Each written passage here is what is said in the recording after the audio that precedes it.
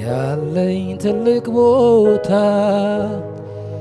በምንም አልተካው የኔ ድል ፈንታ የግድ ታስፈልገኛለ የግድ ታስፈልገኛለ የግድ ታስፈልገኛለ የምር ታስፈልገኛለ ሃሌሉያ መንፈስ ቅዱስ ላንተ ያለኝ ትልቅ ቦታ በምንም አልተካው የኔ ድል ፈንታ ላንተ አብሮነቴ ያለኝ ትልቅ ቦታ በምንም አልተካው የኔ ድል ፈንታ የግድ ታስፈልገኛለ የግድ ታስፈልገኛለ የግድ ታስፈልገኛለ የምሬን ነው ታስፈልገኛል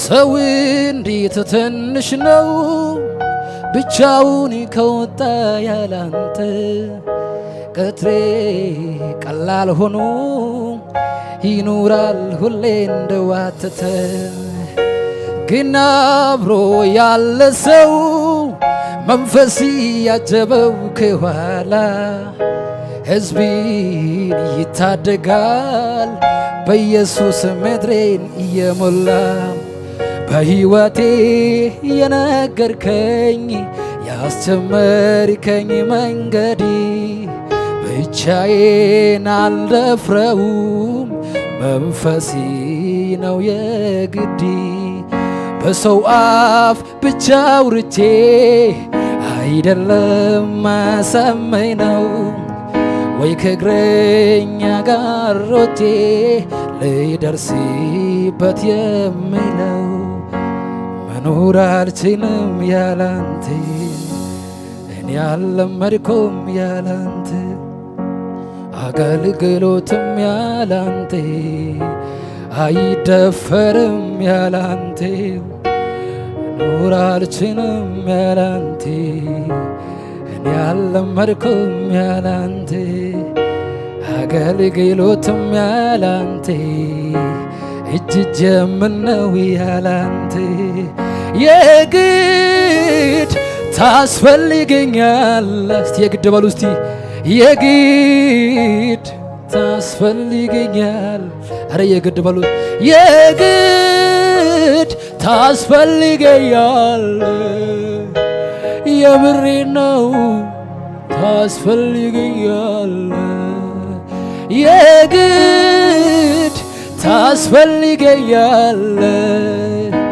የግድ ታስፈልገኛል የግድ ታስፈልገኛል አቤት አቤት የምሬ ነው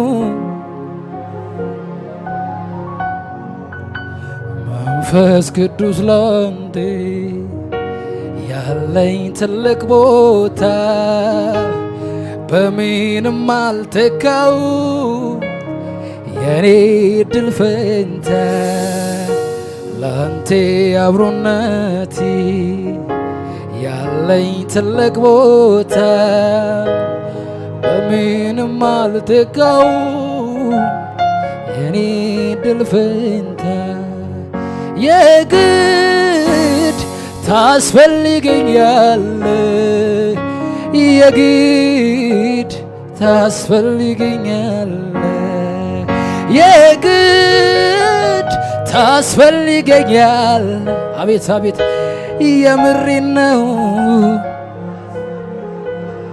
እጃችሁ ከፍ አድርጉና ሰው እንዴት ትንሽ ነው ብቻውን ከወጣ ያላንተ ቀትሬ ቀላል ሆኖ ይኖራል ሁሌ እንደዋተተ ግን አብሮ ያለ ሰው መንፈስ ያጀበው ከኋላ ሕዝቤን ይታደጋል በኢየሱስ ምድሬን እየሞላ በሕይወቴ የነገርከኝ ያስጀመርከኝ መንገድ ብቻዬን አልደፍረውም መንፈሴ ነው የግድ በሰው አፍ ብቻ አውርቼ አይደለም ማሳመነው ወይ ከእግረኛ ጋር ሮጬ ሊደርስበት የምለው መኖር አልችልም ያላንተ እኔ አልለመድኩም ያላንተ አገልግሎትም ያላንተ አይሞከርም ያላንተ መኖር አልችልም ያላንተ እኔ አልለመድኩም ያላንተ አገልግሎትም ያላንተ አይደፈርም ያላንተ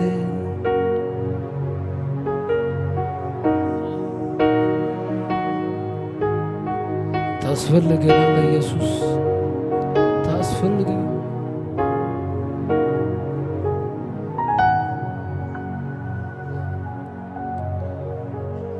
መኖር ይከብደኛል ሕይወት መኖር አልችልም እኔ ስትለየኝ ከጎኔ መኖር አልችልም እኔ አቤት ስትለየኝ መኖር አልችልም እኔ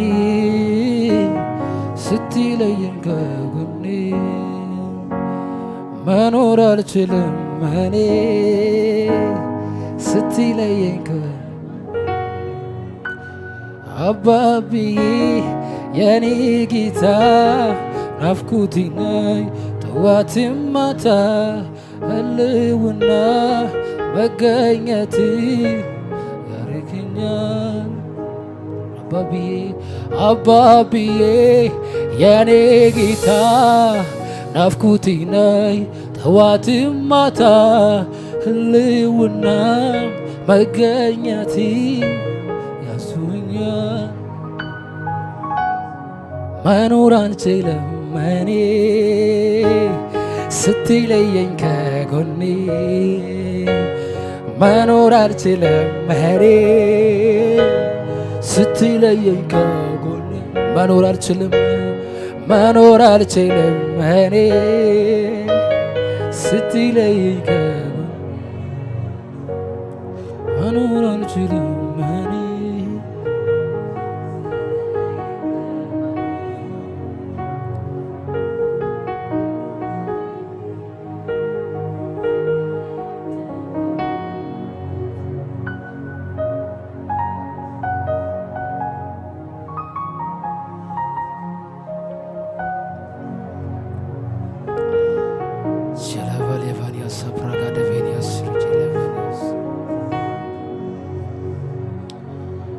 Manalla injiru sikesa jirun jira O manalla injiru sikesa jirun jira O manalla injiru sikesa jirun jira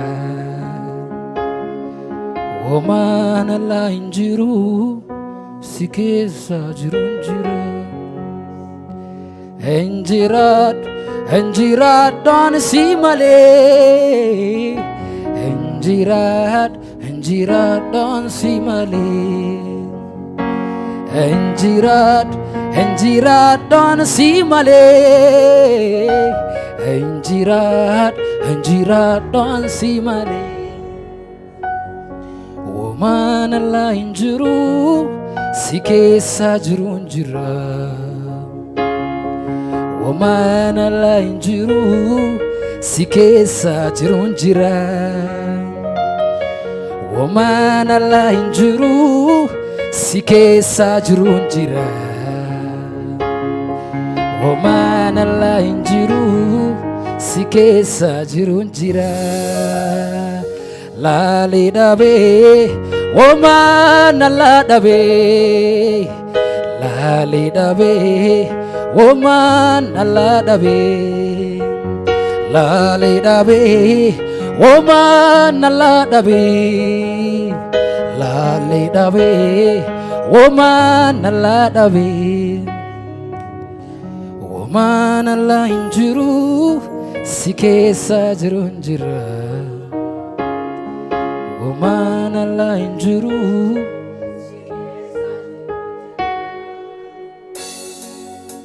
Hallelujah Namas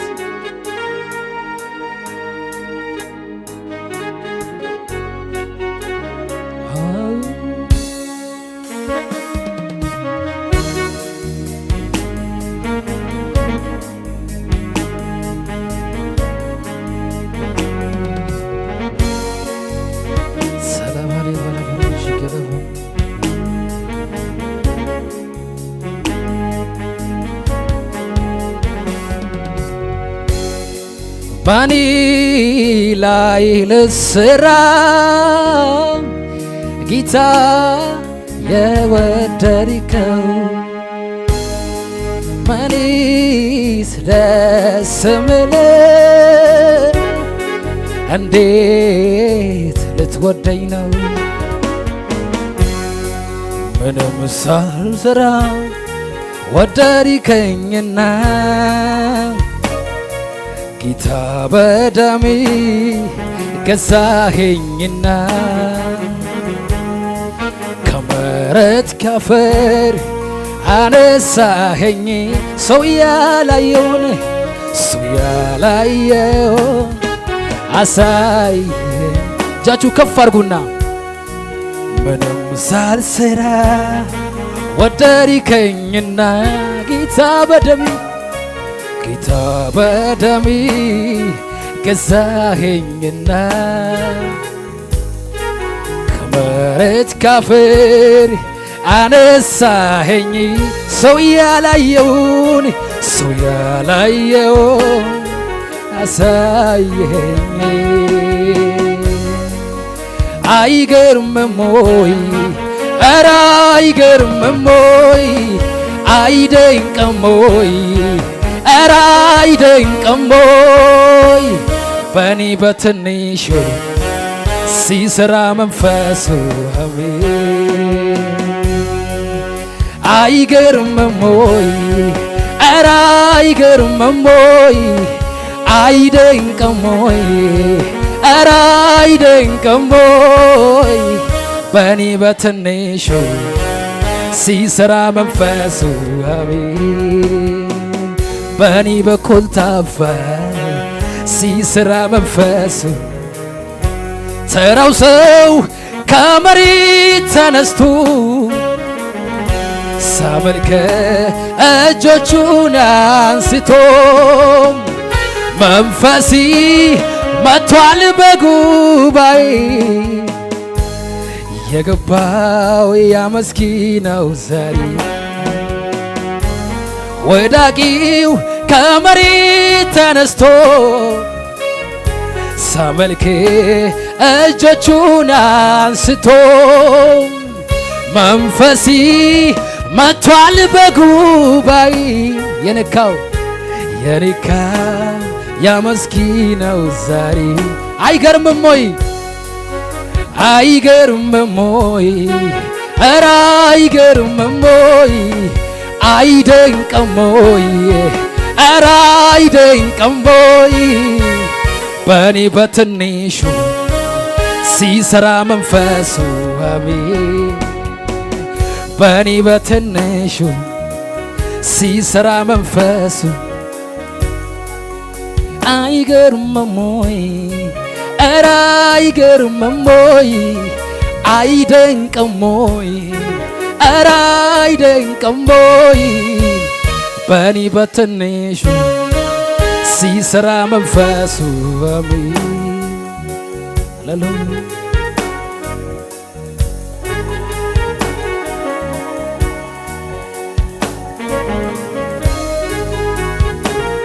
ሃሌሉያ ሃሌሉያ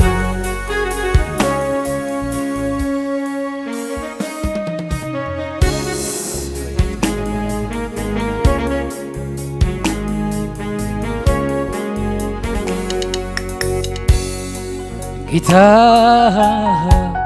ሰላሜ ነህ አንተ ኢየሱስ እረፍቴ ነህ ያንተ ጌታ ሰላሜ ነህ አንተ ኢየሱስ እረፍቴ ነህ ያንተ ካንተ ወደ ማን ይሄዳለሁ አንተ የሕይወት ቃል አለ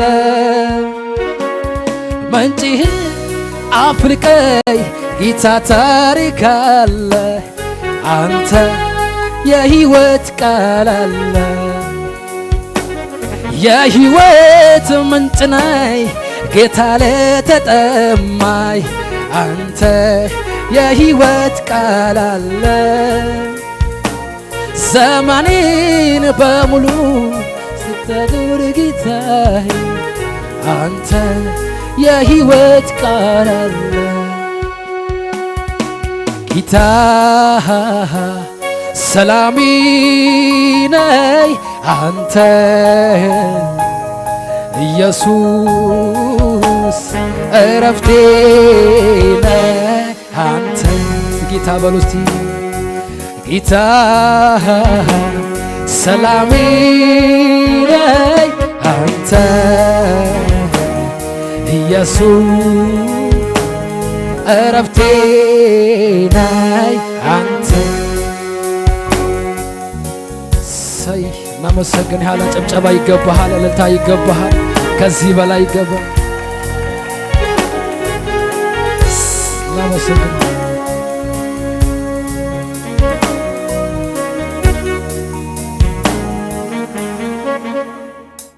ሃሌሉያ ኢየሱስ ያደናል እስታጠገብ ያለውን ሰው እንዲያዘውና እንዲበለው የእግዚአብሔር መገኘት ያስፈልጋል በለው እስቲ ያለ መንፈስ ቅዱስ በለው እስቲ አንተ በጣም ዊክ ሰው ነህ ዊክ ነህ በለው እስቲ ዊክ ነህ በጣም ደካማ ነህ በለው እስቲ ሃሌሉያ ኢየሱስ ያደናል ኢየሱስ ያደናል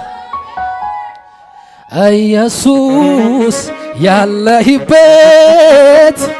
ሰላም ያለበት ሰላም ያለበት ደስታ ያለበት ደስታ ያለበት አንተ ነገስክበት ስኬት ያለበት ስኬት ያለበት አንተ ከበርክበት ሰላም ያለበት ሰላም ያለበት ደስታ ያለበት ደስታ ያለበት ነፍሴ የምትወድ ሆይ ሁሉም ይቅርና አንተ ዋል ከቤቴ ሁሉም ይቅርና አንተ ዋል ከቤቴ ነፍሴ የምትናፍቅ ሆይ ሌላው ይቅርና አንተ ዋል ከቤቴ ሌላው ይቅርና አንተ ዋል ከቤቴ የሚፈልገው አንተ ነው አቤት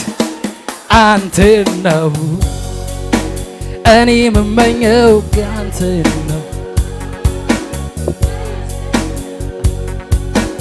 እኔ የምመኘው አንተ ነው ጭብጨባ ከዚህ በላይ እኔ የምመኘው ቤቴ ነው ቤቴ ነው ፈልጌ አይደለም ከጂ አንድ ጉርሻ እንድንዘልቅ እንጂ እስከ መጨረሻ ካንተ ጋር አኑረኝ ይህ ነው ጸሎቴ ቢከፋኝ ብደላኝ እግር ስር ነው ቤቴ የሚፈልገው አንተ ነው እኔ የምመኘው አንተ ነው አንተ ነው እኔ የምመቸኝ ቤቴ ነው ቤቴ ነው የምታስፈልገኝ አንተ አቤት ጭብጨባ ከዚህ በላይ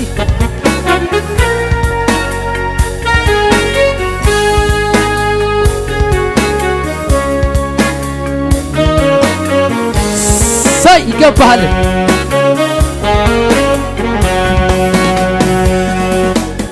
ከመሬት አንስተኝ በከፍታ ስፍራ እግሮቼ ሲቆሙ አንተን ጌትን ባንተ ይደነቁ። ዛሬ ቀን ከወጣ በሕዝቤ ፊት ልቆም ስላንተ ብወራ ጌትን በአገር በምድሩ ስላንተ ይወራ።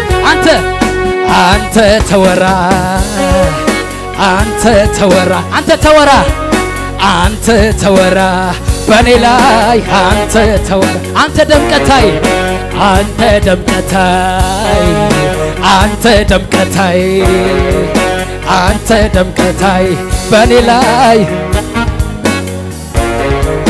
አንተ ከብረታይ አንተ ከብረታይ አንተ ከብረታይ በኔ ላይ እኔ ልታከብረኝ ክብሬህን ትተሃል ክብሬህን ትተሃል ከሰማይ ሰማያት ስለኔ ወርደሃል አቤት ስለኔ ወርደህ የማልጠቅም ሲሆን ሰው አድርገኸኛል ሰው አድርገኸኛል በኔ ፈንታ ሞተ አስገኝተኸኝ አረሳይም አስገኝተኸኛል ወዲዬ አንተ ክበሬ አንተ ክበሬ አንተ ክበሬ በኔ ላይ አንተ ደምቀታይ አንተ ከብረታይ አንተ ከብረታይ አንተ ከብረታይ በኔ ላይ ጭብጨባ ከዚህ በላይ ሰይ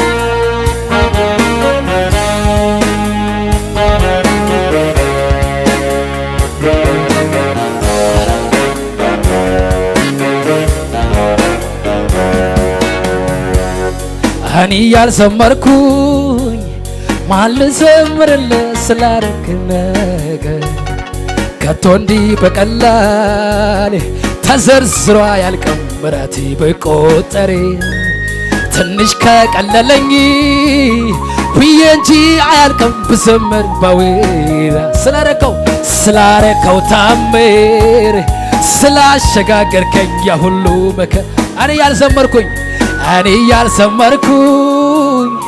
እኔ ልዘምርልኝ ስላረከኝ ነገር ከቶ እንዲህ በቀላል ተዘርዝሮ አያልቅም ምሕረት በቆጠሬ ትንሽ ከቀለለኝ ብዬ እንጂ አያልቅም ብዘምር በወይራ ስላረከው ታምር ስላሸጋገርከኝ ያሁሉ ወዲዬ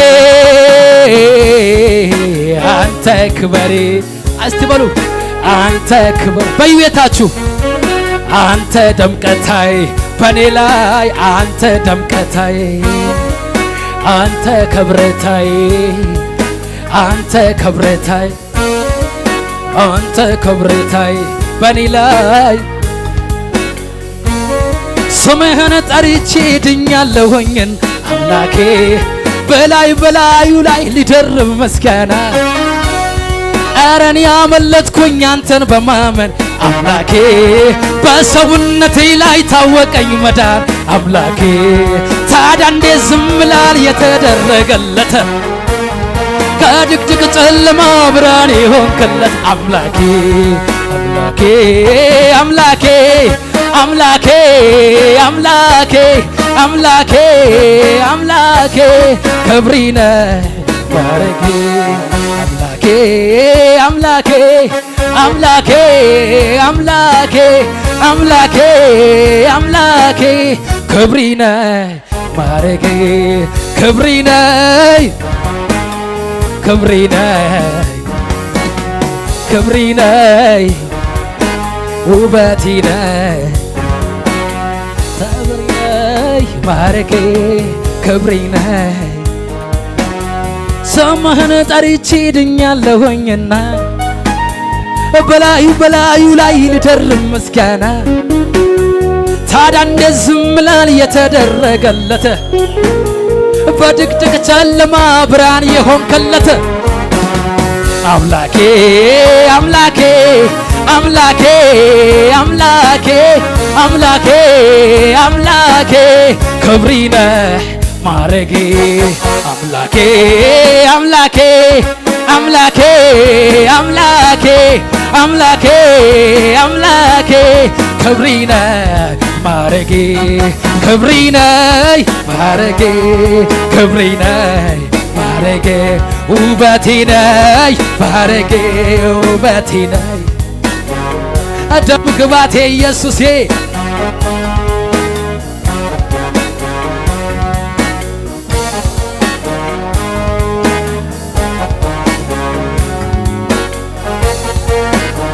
ጭብጨባ ከዚህ በላይ ይገባዋል።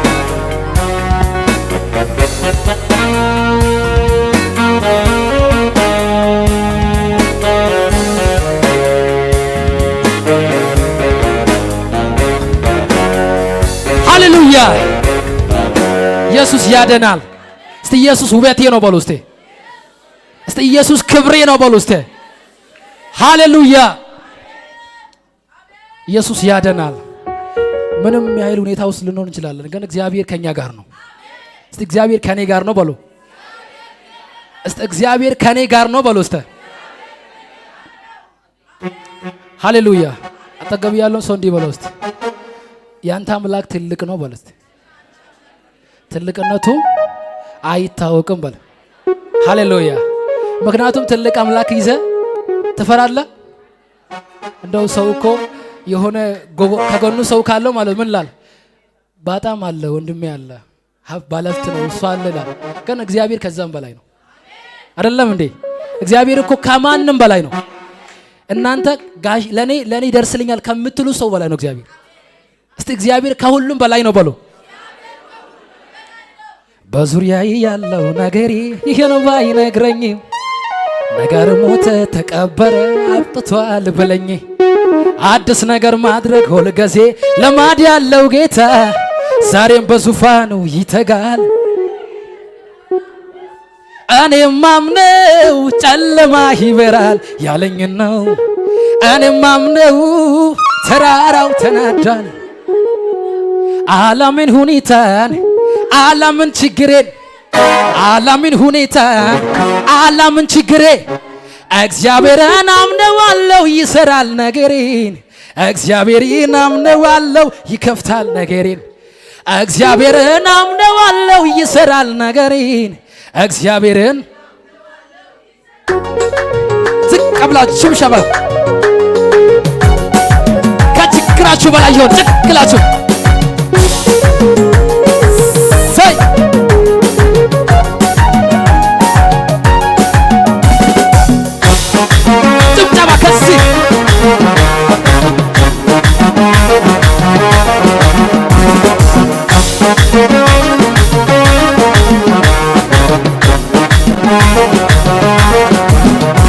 ማዕበሉ ለምን ነካኝ አልልም ይንካኝ፣ ወጀቡ ለምን ገፋኝ አልልም ይግፋኝ። ማዕበሉ ለምን ነካኝ አልልም ይንካኝ፣ ወጀቡ ለምን ገፋኝ አልልም ይግፋኝ። የአባቶች አምላክ ትላንት ረዳኝ ዛሬም ነግሮኛል እንደሚያሻግረኝ። ይሄዳለሁ ማነው የሚያስቆመኝ? ይሄዳለሁ ይሄዳለሁ ማነው የሚያስቆመኝ? ይሄዳለሁ ማዕበሉ ለምን ነካኝ አልልም ይንካኝ፣ ወጀቡ ለምን ገፋኝ አልልም ይግፋኝ። ማዕበሉ ለምን ነካኝ አልልም ይግፋኝ፣ ወጀቡ የአባቶች አምላክ ትላንት ረዳኝ ዛሬም ነግሮኛል እንደሚያሻግረኝ። ይሄዳለሁ ይሄዳለሁ ይሄዳለሁ ይሄዳለሁ ትቅብላ ኤልሻዳይ ዳንዳዳ ዳንዳዳ ዳንዳዳ በከሳይ ሳሙኤ ዋቀዮዳ ዋቀዮዳ ዋቀዮዳ እኒ ሞቲዳ ሞቲ ነጋዳ አባጋሪዳ አባጋሪዳ ኢየሱስ ናፊ አባጋሪዳ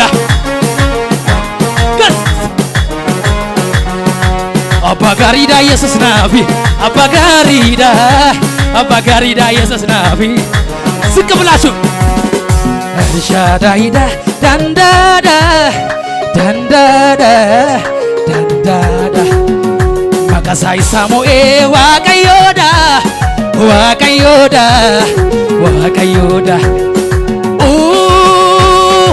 እኒ ሞቲዳ ሞቲ ነጋዳ አባጋሪዳ አባጋሪዳ ኢየሱስ ናፊ አባጋሪዳ አባጋሪዳ አባጋሪዳ ኢየሱስ ናፊ ከዚህ በላይ ጭብጨባ ይገባዋል። እዚህ በላይ ሰይ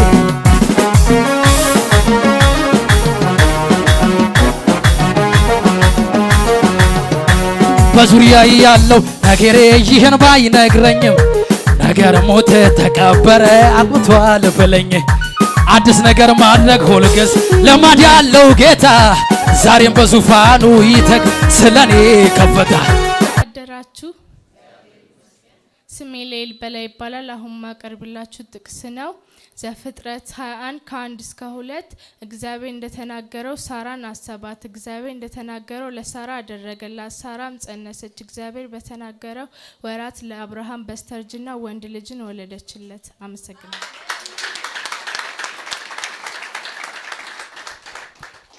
እንዴት ዋላችሁ? እኔ መዝሙር ይዤላችሁ ነው የመጣሁት።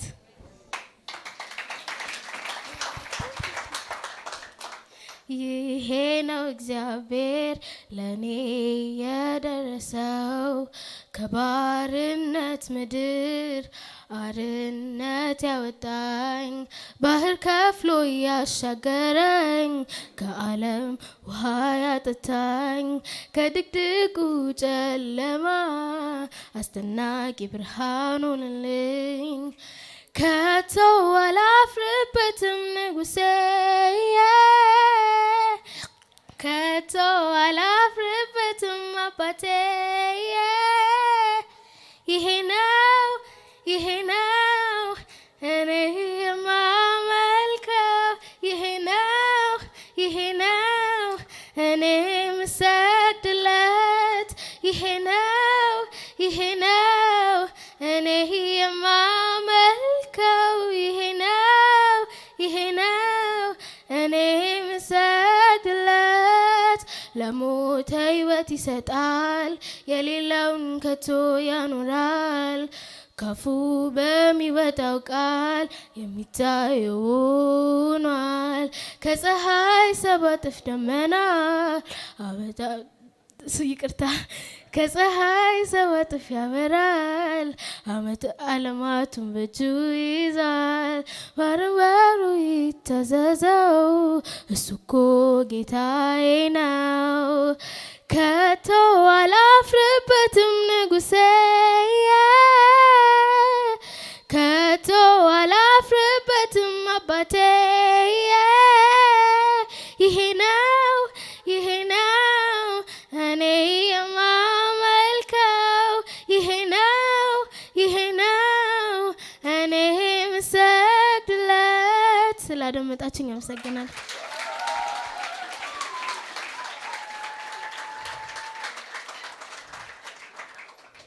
Good morning.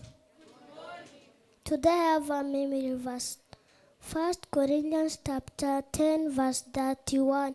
It says, whatever you do it for the God's glory.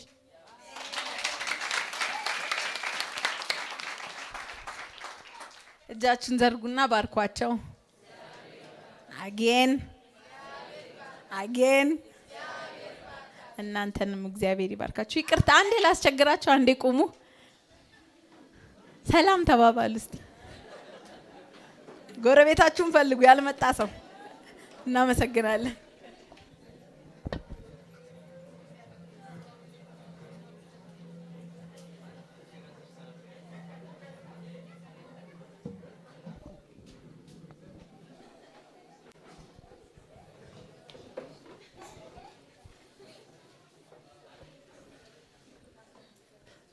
አናን ጌታ ይባርካት። ልጆቻችንን እግዚአብሔር ይባርካቸው።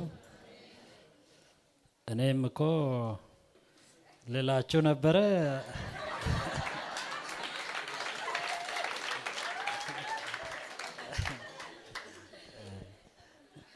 ስፍራዬን ወስዳ ነው። አሁን ስመጣ በቃ ላያይዝ ነው ስል ደስ ይላል። አነቃቅታለች እና እግዚአብሔር ይባርካት። አሁን ለልጆች የምንጸልይበት ሰዓት ነው። ልጆቻችን ወደዚህ ትመጣላችሁ።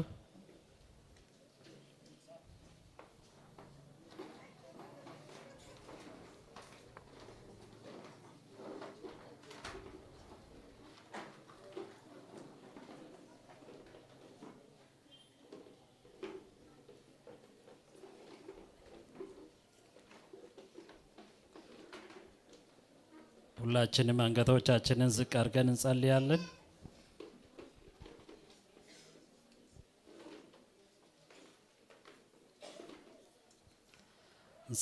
ሁላችንም አንገቶቻችንን ዝቅ አድርገን እግዚአብሔር እንዲጠብቃቸው በነገር ሁሉ እንዲጋርዳቸው እስቲ እንጸልያለን እያሰብን። የዘላለም አምላክ ቅዱስ እግዚአብሔር አምላካችንና መድኃኒታችን ሆይ በጌታ በኢየሱስ ክርስቶስ ስም ስለዚህ ማለዳ እጅግ አድርገን እናመሰግንሃለን። እግዚአብሔር ሆይ ይህንን ቀን ደግሞ ሰጥተህን እግዚአብሔር ሆይ ብላቴናዎቻችንን እግዚአብሔር ሆይ የሆድን ፍሬ የማኅፀንን ፍሬ የሰጠህን አንተ ነህ።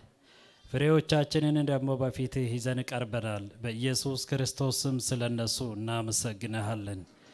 ስለ ቤተ ክርስቲያን እግዚአብሔር ሆይ ለዚች ቤተ ክርስቲያን ስለሰጣቸው ስለነዚህ ብላቴናዎች እጅግ አድርገን እናመሰግንሃለን።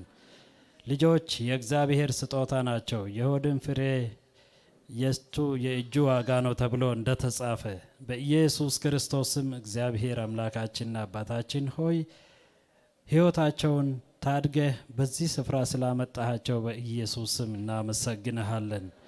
ጌታ እግዚአብሔር አምላካችንና መድኃኒታችን ሆይ ከክፉ ሁሉ የተጠበቁ እንድታደርጋቸው እንማጸንሃለን። እግዚአብሔር አምላካችንና አባታችን ሆይ በማስተዋልና በጥበብ ደግሞ በቤትህ ሕይወታቸው ዘመናቸው ሁሉ እንዲያልፍ በኢየሱስ ስም እንለምንሃለን። እግዚአብሔር ሆይ ለሚያስተምሯቸው ማስተዋልና ጥበብን ሰጥተህ ጌታ ሆይ ካንተ የሆነውን ቃል ማስጨበጥ የሚችሉበትን አቅምና ጉልበት እንድሰጣቸው እንጠይቀሃለን። እግዚአብሔር ሆይ በነገር ሁሉ ከነሱ ጋር ስላለህ እናመሰግንሃለን። ደግሞም ከዚህ ሲወጡ በእያንዳንዱ ስፍራ ወደ ቤታቸውም ሲመለሱ እግዚአብሔር ሆይ አሁን በዚህ ቫኬሽንም ጌታ ሆይ መውጣትና መግባታቸው ሁሉ በስም ስልጣን የተጠበቀ ይሁን። ከክፉ ሁሉ የተሸሸጉ ይሁኑ። ከጠላት ሴራ ሁሉ ከክፉ ፍላጻ ሁሉ የተጠበቁ ይሁኑ። ከእንቅፋት ከሚያድናቸው ዘንዶ ሁሉ የተጠበቁ ይሁኑ። ከአካባቢ ተጽዕኖ ከመከራና ከስቃይ ከተለያየ ተንኮለኛ ሴራ ሁሉ በኢየሱስ ስም የተጠበቁ ይሁኑ። ሸፈናቸው በደም የተሸፈኑ ይሁኑ። በክርስቶስ ደም የተሸፈኑ ይሁኑ። ከዚህ ጀምሮ ከዛሬ ጀምሮ እግዚአብሔር መውጣትና መግባትን ይጠብቃል ተብሎ በቃልህ እንደተጻፈ እግዚአብሔር ሆይ ጥበቃህ ከእነሱ ጋር እንዲሆን እንጠይቀሃለን። ጌታ ሆይ ሲወጡ አንተ ቀድመሃቸው ውጣ። በሚሄዱበት ስፍራ ሁሉ የአንተ አብሮነት ከነሱ ጋር ይሁን። ሲማሩ ደግሞ አንተ በማስተዋል እንዲማሩ ጌታ ሆይ አይምሯቸውን ክፈትላቸው። በሁሉ እናመሰግንሃለን። በሁሉ ከፍ ከፍ እናደርግሃለን። ተርፎ ያለውን ሰዓትና ደቂቃ ሁሉ ለአንተ አደራ አሳልፈን ሰጠን። በጌታ በኢየሱስ ክርስቶስ ያውና ድንቅ ስም ጸለይን፣ አሜን።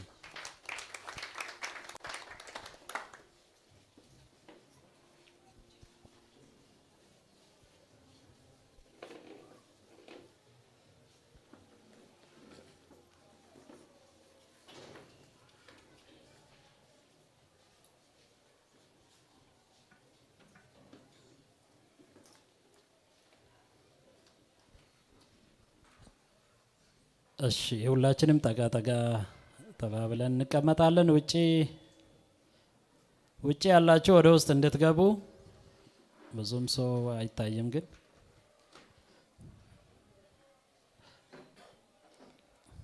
ኦኬ። አሁን የእግዚአብሔርን ቃል የምንሰማበት ሰዓት ነው። ሁላችንም ወደ እግዚአብሔር ቃል አእምሮአችንን እናዘጋጃለን። የዛሬን ቃል የሚያካፍልልን የቤተ ክርስቲያናችን ሙሉ ጊዜ አገልጋይ ወንጌላዊ ማረከኝ ማሞ ነው። እሱን እንቀበለዋለን። ተቀበሉልን።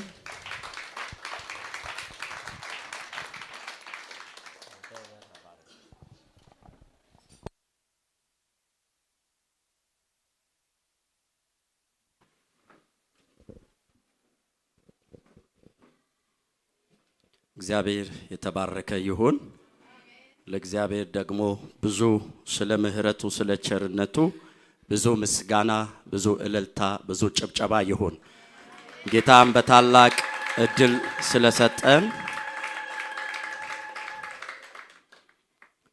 ስለሰጠን በፊቱ የመቆም አቅም ብቃት ስለሆነልን ጌታ አምላካችንን እንባርካለን። ከኔ በፊት በዚህ ቆሞ በልዩ ልዩ ጸጋ ያገለገሉትን ወንድሞቻችን እህቶቻችንን ሁሉ እግዚአብሔር አምላክ በብዙ መባረክ ይባርካቸው። እኔም ደግሞ ከእናንተ ጋር የእግዚአብሔርን ጸጋ ዛሬ ለመካፈል እንዲሁም ለማካፈል እድሉን በማግኘቴ በጣም ደስተኛ ነኝ። እግዚአብሔር በምህረቱ በቸርነቱ ስለደገፈኝ ለኔ የተደረገ ቸርነት ለእናንተም ተደርጓልና ስለዚህ ሁላችንም አንዱ መንፈስ ጠጥተናል። በዚህ መንፈስ ደግሞ ወደ አብ መግባትን አግኝተናል። ስለዚህ ላዳነን በቅዱስ አጠራን ለጠራን ለታረደልን በግ ለስሙ ክብር ይሁን። ጌታን እንባርከዋለን። አብረን ዛሬ የምንካፈልበት ክፍል ዘጸአት ምዕራፍ 12 ላይ እንሄድና ከዚህ ያው መንፈስ ቅዱስ የኔን ልብ የኔን ነፍስ መንፈስ የሰበከውን አብረን ደግሞ እንከፋፈላለን ማለት ነው። ሰፊ ቁጥር ስለሆነ ሁሉንም ቁጥር አላነብም። የተወሰዱ ቁጥሮችን ነው የምናነባው። እስከ 51 ነው ያለው። ዘጸአት 12 ከ1 እስከ 51 ነው ቁጥሩ ያለውና ከመግቢያ የተወሰኑን አንብበን ከዛ በኋላ ወረድ ብለን ቀጥለንም እናነባለን። አውጥተን ከሆነን እንደዚህ ይላል። እግዚአብሔርም በግብፅ አገር ሙሴንና አሮንን እንዲህ ብሎ ተናገራቸው። ይህ ወር የወሮች መጀመሪያ ይሁንላችሁ፣ የዓመቱም መጀመሪያ ወር ይሁንላችሁ። ለእስራኤል ልጆች ሁሉ ተናገሩ በሏቸው። በዚህ ወር በ10ኛው ቀን ሰው ሁሉ ለአባቱ ቤት አንድ ጠቦት ለአንድ ቤትም አንድ ጠቦት ይውሰድ። የቤቱ ሰዎች ቁጥር ለጠቦቱ የማይበቃ ቢሆን እርሱና ለቤቱ የቀረበው ጎረቤቱም እንደ ነፍሶቻቸው ቁጥር አንድ ጠቦት ይውሰድ። እያንዳንዱም እንደሚበላው መጠን ከጠቦቱ ይካፈሉ። የእናንተም ጠቦት ኖር የሌለበት የአንድ ዓመት ተባት ይሁን። ከበጎች ወይም ከፍየሎች ውሰዱ። በዚህም ወር ከ14ኛው ቀን ድረስ ጠብቁት። የእስራኤልም ማህበር ጉባኤ ሁሉ ሲመሽ ይረዱት። ከደሙም ወስደው በሚበሉበት ቤት ሁለቱን መቃንና ጉበኑን ይቀቡት። በእሳትም የተጠበሰውን ስጋውንና ቂጣውን እንጀራም በዛች ሌሊት ይብሉ። ከመራራ ቅጠል ጋር ይበሉታል። ጥሬውንም በውሃ የተጠበሰውን በውሃ የበሰለውን አትብሉ። ነገር ግን ከራሱ ከጭኑ ከሆድ ዕቃውም ጋር በእሳት የተጠበሰውን ብሉት። ከእርሱም እስከ ጠዋት አንዳች አታስቀሩ። እስከ ጠዋትም የቀረውን በእሳት አቃጥሉት። ወገቦቻችሁን ታጥቃችሁ ጫማችሁን በእግራችሁ በትራችሁም በእጃችሁ አድርጋችሁ እንዲህ ብሉት። ፈጥናችሁ ትበሉታላችሁ። እርሱ የእግዚአብሔር ፋሲካ ነው። እኔም በዚች ሌሊት በግብፅ አገር አልፋለሁ። በግብፅ አገር ከሰው እስከ እንስሳ ድረስ በኩሩን ሁሉ እገድላለሁ። በግብፅ አማልክት ሁሉ ላይ እፈርድባቸዋለሁ። እኔ እግዚአብሔር ነኝ። ደሙም ባላያችሁበት ቤቶች ምልክት ይሆንላችኋል። ደሙንም ባየው ጊዜ ከናንተ አልፋለሁ። እኔም የግብፅን አገር በመታው ጊዜ መቅሰፍት ለጥፋት አይበጣባችሁም። ይህን ቀን መታሰቢያ ይሆንላችሁ፣ ለእግዚአብሔር በዓል ታደርጉታላችሁ። ለልጅ ልጃችሁም ሥርዓት ሆኖ ለዘላለም ታደርጉታላችሁ ይላል። ወደ ቁጥር 29 ወረድ ብለን እናነባለን። ቁጥር 29 እንዲህም ሆነ እኩለ ሌሊት በሆነ ጊዜ እግዚአብሔር በዙፋን ከተቀመጠው ከፈርዖን በኩር ጀምሮ በግዞት እስካሉት እስከ ምርኮኞች በኩር ድረስ የግብፃውያንን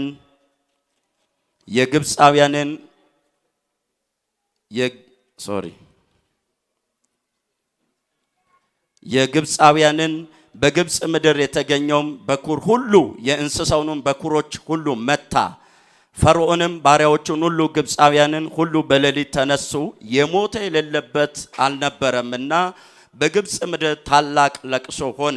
ፈርዖንም ሙሴና አሮንን በሌሊት ጠርቶ እናንተ የእስራኤል ልጆች ተነሱ፣ ከሕዝቤ መካከል ውጡ፣ ሂዱም እንዳላችሁ እግዚአብሔርን አገልግሉ፣ እንዳላችሁ መንጎቻችሁንና ከብቶቻችሁን ውሰዱ፣ ሂዱም እኔንም ደግሞ ባርኩኝ አለ። ግብፃውያንም ፈጥነው ከምድሩ ይወጡ ዘንድ ሕዝቡን ያስቸኩሏቸው ነበረ፣ ሁላችን እንሞታለን ብለዋልና። ሕዝቡም ሊጡ ሳይቦካ ተሸክመው በዋቃውንም በልብሳቸው ጠቅልለው በትከሻቸው ተሸከሙት። የእስራኤል ልጆች ሙሴ እንዳዘዘ አደረጉ። ከግብፃውያን የብርና የወርቅ ዕቃ ልብስንም ለመኑ። ቁጥር 36 ደርሻለሁ። እግዚአብሔርም ለሕዝቡ በግብፅ ፊት የፈለጉትን እንዲሰጧቸው ሞገስን ሰጠ፣ እነርሱም ግብፃውያንን በዘበዙ ይላል። እነሱም ግብፃውያንን በዘበዙ እያለ ይቀጥላል። መጨረሻ አካባቢ አነባለሁ። ቁጥር 43 ጀምሮ እግዚአብሔርም ሙሴና አሮንን አለ፣ ይህ የፋሲካ ሕግ ነው። ከእርሱም አንድ እንግዳ ሰው አይብላ። በብር የተገዛ ቢኖር ባሪያ ቢኖር ከተገዛ በኋላ ከእርሱ ይብላ። መጻተኛ ሞያተኛ ከእርሱ አይብላ። በአንድም ቤትም ይብላ። ከስጋውም አንዳች ከቤት ወደ ሜዳ አታውጡ፣ አጥንቱንም አትስበሩበት። የእስራኤል ጉባኤ ሁሉ ያደረጉት እንግዳ ሰው በመካከላችሁ ቢቀመጥ ለእግዚአብሔር ፋሲካ ሊያደርግ ቢወድ አስቀድሞ ወንድ ሁሉ ይገረዝ፣ ከዚያም ወዲያ ይቅረብ። ያደርግም እንደ አገር ልጅም ይሆናል። ያልተገረዘ ሁሉ ግን ከእርሱ አይብላ። ለአገር ልጅም በእናንተ መካከል ለሚቀመጡ እንግዶች አንድ ሥርዓት ይሆናል። የእስራኤልም ልጆች ሁሉ እንዲህ አደረጉ። እግዚአብሔርም ሙሴና አሮንን እንዳዘዘው እንዲሁ አደረጉ። በዚያን ቀን እግዚአብሔር የእስራኤልን ልጆች ከሰራዊታቸው ጋር ከግብፅ ምድር አወጣቸው። የመጨረሻው ቁጥር ክብር ለእግዚአብሔር ይሁን። የመልእክቴ ሐሳብ እንዲህ በሚል ርዕስ ነው። እግዚአብሔር ከጭቆና እግዚአብሔር ከባርነት ለምንድን ነው የሚያወጣን? ኦሬዲ እኛ የአዲስ ኪዳን ሰዎች ስለሆነን ያው ወተናል እና ለምንድን ነው የሚያወጣበት? ወተን ምን እንድንሆን ነው? ለምንድን ነው የሚያወጣን? እግዚአብሔር ያው ነገርዮ የማውጣት ስርዓት ስለሆነ ማለት ነው። እግዚአብሔር ለምንድን ነው የሚያወጣን? አንድ 3 ነገሮችን እናያለን። አልወጣንም ከምንልበትም ነገር እንወጣለን። እግዚአብሔር ደግሞ ከተለያየ ነገር እንዳወጣንም ትዝ ይለናል።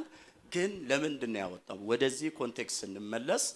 የሚያወጣን አሁን ያወጣኛል ብንል እግዚአብሔር ያወጣናል ካለንበት። ግን ለምንድን ነው የሚያወጣንና ያንን ሐሳብ ነው። አጭር እንጸልይ። በግብፃውያን ሰፈር ጨለማው በርትቷል፣ እኔ ግን ድንኳኔ በእልልታ ተሞልቷል። የጠላቴን ሰፈር ውካታ ወሮታል፣ እኔ ግን ድንኳኔ በእልልታ ተሞልቷል። እልልታ ላንተ ይሁን ጌታ፣ እልልታ ላንተ ይሁን ጌታ እልልታ ላንተ ይሁን ጌታ እልልታ ላንተ ይሁን ጌታ ቢሳካም እልልታ ባይሳካም እልልታ ኢየሱስ ነው ጌታ በበጋ እልልታ በክረምት እልልታ ኢየሱስ ነው ጌታ ሲሞላም እልልታ ሲጎልም እልልታ አይለወጥ ጌታ እልልታ ላንተ ይሁን ጌታ እልልታ ላንተ ይሁን ጌታ እልልታ ላንተ ይሁን ጌታ እልልታ ላንተ ይሁን ጌታ በግብፃውያን ሰፈር ጨለማው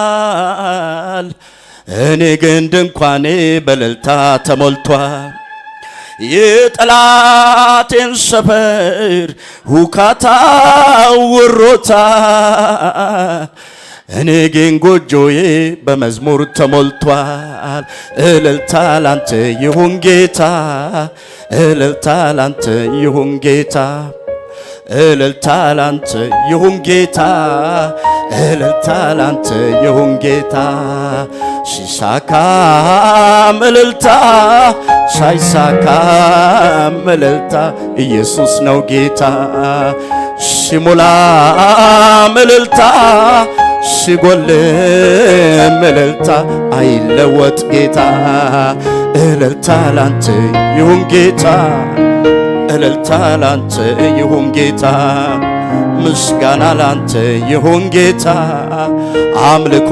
ላንተ ይሁን ጌታ በበጋም እልልታ በክረምት እልልታ ኢየሱስ ነው ጌታ ሲሞላም እልልታ ሲጎልም እልልታ አይለወጥ ጌታ ሲደላን እልልታ ሲከፋን እልልታ ኢየሱስ ነው ጌታ እልልታ ላንተ ይሁን ጌታ ሃሌሉያ እልልታ ላንተ አዎ እሰይ እልልታ ላንተ ይሁን ጌታ ሃሌሉያ እልልታ ላንተ ይሁን ጌታ ሃሌሉያ በግብፃውያን ሰፈር ጨለማው በርትቷል እኔ ግን ድንኳኔ በእልልታ ተሞልቷል የጠላቴን መንደር ሁካታ ሞልቶታል በኔ ቤት ጎጆዬ በመዝሙር ተሞልቷል እልልታ ላንተ ይሁን ጌታ እልልታ ላንተ ይሁን ጌታ እልልታ ላንተ ይሁን ጌታ አሜን አሜን አሜን አሜን ሲመሽም እልልታ ሲነጋም እልልታ ኢየሱስ ነው ጌታ በሙላት እልልታ በባዶነት እልልታ አይለወጥ ጌታ እልልታ ላንተ ይሁን ጌታ እልልታ ላንተ ይሁን ጌታ እልልታ ላንተ ይሁን ጌታ አሜን አሜን በቃሉ እውነተኛ በመግባሩ ደግ ተንኮል የሌለበት የእግዚአብሔር በግ እኔን ሊያዘምረኝ እሱ አለቀሰ እኔን ሊያከብር ውርደትን ለበሰ እዚያ ጋ ጀመረ ታሪኬ ምስጋና ይድረሰው ለአምላኬ ኢየሱስ ጀመረው ታሪኬ ምስጋና ይድረሰው ታሪኬ የጀመረው በቀራንዮ ነው በመስቀሉ ግርጌ አጋጣሚ አይደለም መወለድ ማደጌ ሰይጣን ሲቀጠቀጥ ራሱ ሲመታ ባርነቴ ሲሻር ሰንሰለት ሲፈታ ጥላ ሲመሽብን ለኔ ሲነጋ ይኸው ታሪኬ ተጀመረ ሲያጋ ምስጋናዬ ምስጋናዬ ይኸው ለጌታዬ አምልኮዬ አምልኮዬ ስም የተባረከ እልልታዬ እልልታዬ አንድ ጊዜ በቃሉ የፋሲካው ምስጢር ኢየሱስ ነው። ፋሲካችን ክርስቶስ ስለሆነ ነው። ሃሌሉያ። በቃሉ እውነተኛ በመግባሩ ደግ ተንኮል የሌለበት የእግዚአብሔር በግ እኔን ሊያሰብከኝ እሱ አለቀሰ እኔን ሊያዘምር ውርደትን ለበሰ ካደረገው በቀር ኢየሱሴ ምንም ታሪክ የለኝ ራሴ ከሰራልኝ በላይ ኢየሱሴ ምንም ታሪክ የለም። አንድ ጊዜ ታሪኬ የጀመረው በሉት እስቲ ለራሳችን ስለሆነ ታሪካችን የተሰራው እዛ ጋ ነው። መወለድ ማደጌ ሰይጣን ሲቀጠቅጥ ራሱ ሲመታ ባርነቴ ሲሻር ሰንሰለት ሲፈታ ጥላ ሲመሽበት ለኔ ሲነጋ ይኸው ታሪኬ ተጀመረ ሲያጋ ምስጋናዬ ምስጋናዬ ይኸው ለጌታዬ አምልኮዬ ስም የተባረከ አምልኮዬ ይኸው ለጌታዬ እልልታዬ እሰይ እልልታዬ ይኸው ለጌታዬ ጭብጨባዬ ድብልቅልቅ ያለ ጭብጨባ ለታረደው በግ ጭብጨባዬ ይኸው ጌታዬ እናመሰግናለን። የታረድክልን በግ ኢየሱስ ስሜ ብሩክ ይሆን። ታማኝነ ተባረክ፣ ታላቅነ ተባረክ። ስለኔ ስለታረድክ ተመስገን። ስለዚህ ሕዝብ የታረድክ አንተነ ታሪክ የተሰራው ፋሲካችን ክርስቶስ አንተነ። በክርስቶስ ኢየሱስ ስም ለስም ክብር ይሆን። አንተ ትልቅነ ተባረክ። እንዳንተ ያለ ማንም የለም። የታረድከው በግ ለሕይወቴ ቤዛ፣ ለነፍሴ፣ ለድነቴ፣ ለማምለጤ፣ ለመቆሜ፣ ለመሻገሬ ምክንያት የሆንክ ክርስቶስ አንተ ስለሆንክ አመሰግናለሁ። ክብር ሁሉ ላንተ ይሆን። እንዳንተ ያለ ማንም የለም። ክብር ላንተ ይሆን። በዚህ ያገለገሉትን የሚያገለግሉትን ሁሉ አንተ ባርክ፣ ተመስገን። ዛሬም በባርነት በኃጢአት በበሽታ በወጥመድ በልዩ ልዩ የታሰረ የቆዘመ ነፍስ ቢኖር በኢየሱስ መላቀቅ ይሆን። በፋሲካው ደም መላቀቅ ይሆን።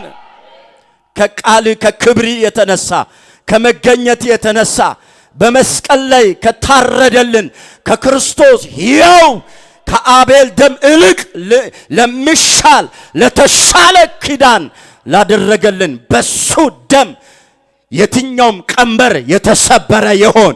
በስም በኃይል በመንፈስ በወንጌል በጸጋ እግዚአብሔር በጠራነው ስም ሌላ ተጽዕኖ፣ ድብርት፣ በሽታ፣ ሞት፣ ሐዘን፣ የአካባቢ ሟርት፣ ጥንቆላ፣ ድግምት፣ መተት፣ ሽብር፣ ነውጥ፣ ቁዞማ ለዘላለም የተራገፈ የሆነ በኢየሱስ ስም ይራገፍ። ክንዱ የደቀቀ ይሆን። በደም ኃይሉ የተብረከረከ ይሆን። ሰማያትን ከፍተ ስለሰጣን ተመስገን። እናመሰግናለን። ዋናችን የዘላለም አምላክ ቅዱሱ ጌታ ለስም ክብር ይሁን። እናመሰግናለን። አሜን። በኢየሱስ ስም እግዚአብሔር አምላክ የተባረከ ይሁን። ፈጠን ብዬ አብረን ሐሳቡን እናወራለን። እንግዲህ ይህ ህዝብ ታሪክ ያለው ህዝብ ነው። ህዝበ እስራኤልን ስትመለከቱ መጽሐፍ ቅዱሳችን በመጀመሪያ በዘፍጥረት ምዕራፍ 15 ላይ እግዚአብሔር ለአብርሃም አንድ የነገረው ቃል አለ። ዘፍጥረት 15 በተለይ ከቁጥር 13 ጀምሮ እንግዲህ አብርሃም አንቀላፋ፣ ከባድም እንቅልፍ ጣለበት። በዛን ጊዜ ላይ ግን እግዚአብሔር ተገልጦ ተናገረው። ማለት ምንድነው ያለው? ዘር ለራሱ ባልሆነች ምድር 400 ዓመት ባሪያ ሆኖ ይገዛል እና በአራተኛው ትውልድ እመልሳለሁ። የአሞራውያን ኃጢአት ገና ጽዋው እየሞላ ነው በዛን ጊዜና እመልሳለሁ። ግን በጣም የሚገርመው ከ400 ዓመት በኋላ እኔ ያንተን ዘር ህዝበ እስራኤልን በባርነት በጭቆና በገዛው አካል ላይ ፈርጄ ነው ማውጣው አለ። ማንበብ ትችላላችሁ። ዘፍጥረት 15 ከ13 ከ15 እፈርድና አወጣለሁ አለ።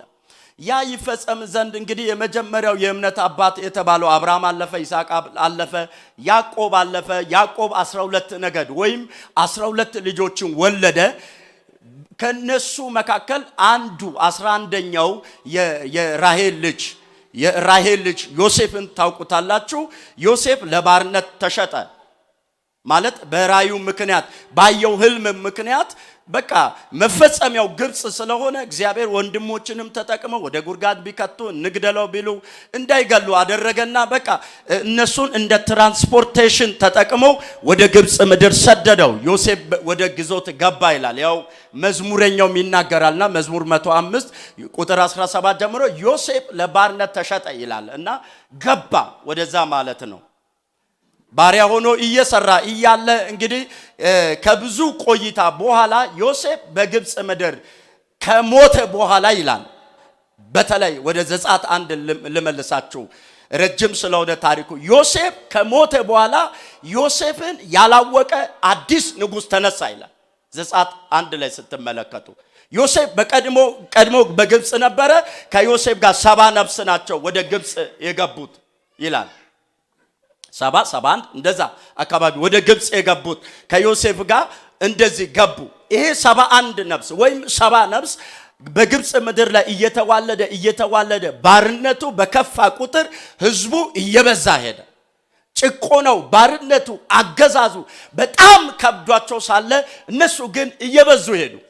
እንደውም ምዕራፍ 1 ዘጸአት ከቁጥር 8 ጀምሮ ስትመለከቱ ባስጨነቋቸው እንጣበብባቸው፣ እነዚህ እስራኤላውያን ላይ ዕብራውያን ላይ እንጣበብባቸው፣ መብዛት የለባቸውም መዋለድ የለባቸውም ብሎ ቀንና ሌሊት በስራ በጡብ ስራ በእርሻ በተለያየ ነገር በጣም ያስጨንቋቸው ነበረ። ግን በጣም የሚገርማችሁ እነሱ አሁንም ባስጨነቋቸው መጠን እየበዙ ሄዱ። አሜን በሏ። በዙ ይላል፣ አፈሩ ይላል፣ እጅግም ጸኑ ይላል። አሁን የማይቻል ሰራዊት እየሆነ መጣ። ግን በምን ውስጥ ነው ያለው? ጭቃ የሚረግጥ እስራኤላውያን ድንገት በዛን ወቅት ላይ እንደውም በወጡ ጊዜ ጠርታችሁ ኢንተርቪው ብታደርጓቸው ምን ነበር የምሰራው? 400 ዓመት እስኪሞላ ድረስ እኔ ጭቃ ነው ምረግጠው፣ ለፈርዖን ጡብ ነው ምሰራው፣ ራምሰና ፒኮ የሚባል ጽኑ ግንብ ለሱ እየገነባን ነው፣ በዚህ ፕሮጀክት ስራ ነው የከረም ነው ይላል። አባቱንም ስትጠይቅ ጭቃ ነው፣ አያቱንም ቅድመ አያቱንም ብትጠይቅ የኛ ስራ ጭቃ መርገጥ ነው። ስለዚህ መከራ የጠገበ ረግረግ ጭቃ ውስጥ የነበረ የጭቆና የባርነት ቀንበር የጸናበትን እግዚአብሔር በጊዜው በሰዓቱ ተበቅሎ አወጣ። እስኪ አሜን በሉ። ዘጸአት ማለት የመውጣት ያወጣት የመለየት የመሄድ ህግ ማለት ነው። በቀላሉ በቃ ዘጸአት ማለት መውጣት ማለት ነው። እግዚአብሔር ካለበት ሁኔታ ያወጣል።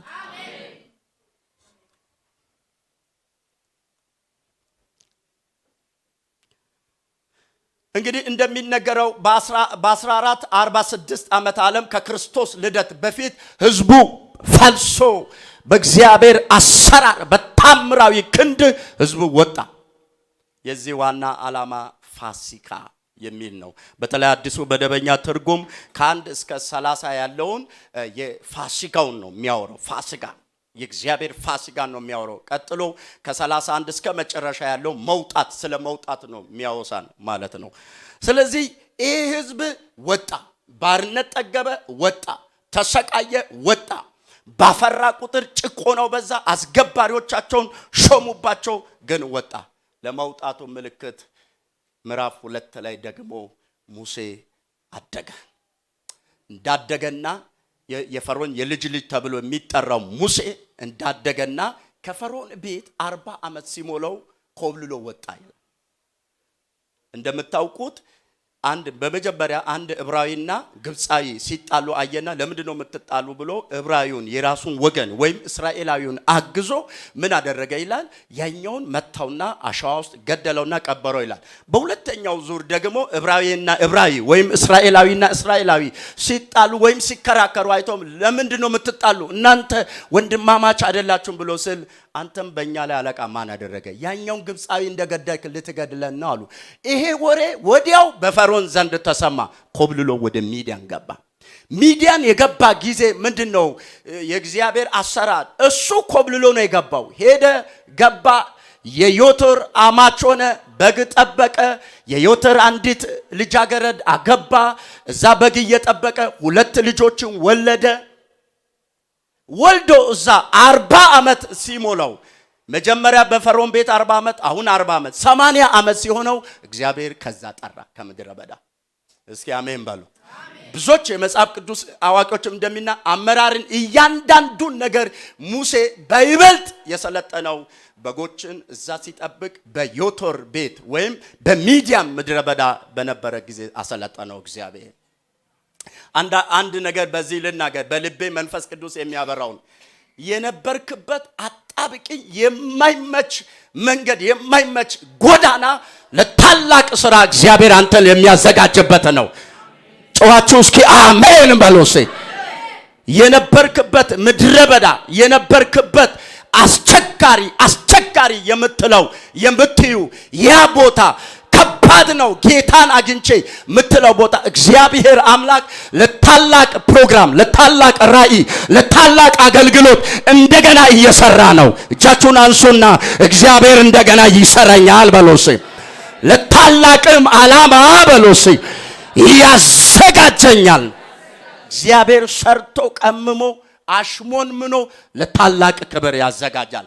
ትላንትና ኮብልሎ የወጣበትን ዛሬ አምላክ አድርጋለሁ ብሎ ባለስልጣን አድርጋለሁ ብሎ ፈርዖን ቤት እነ ሙሴ ሲሄዱ እስኪንቀጠቀጡ ድረስ አደረገ። ይህ የእግዚአብሔር እጅ ነው። እስቲ ይህ የእግዚአብሔር እጅ ነው በሉ። ይህ በሉ እስቲ።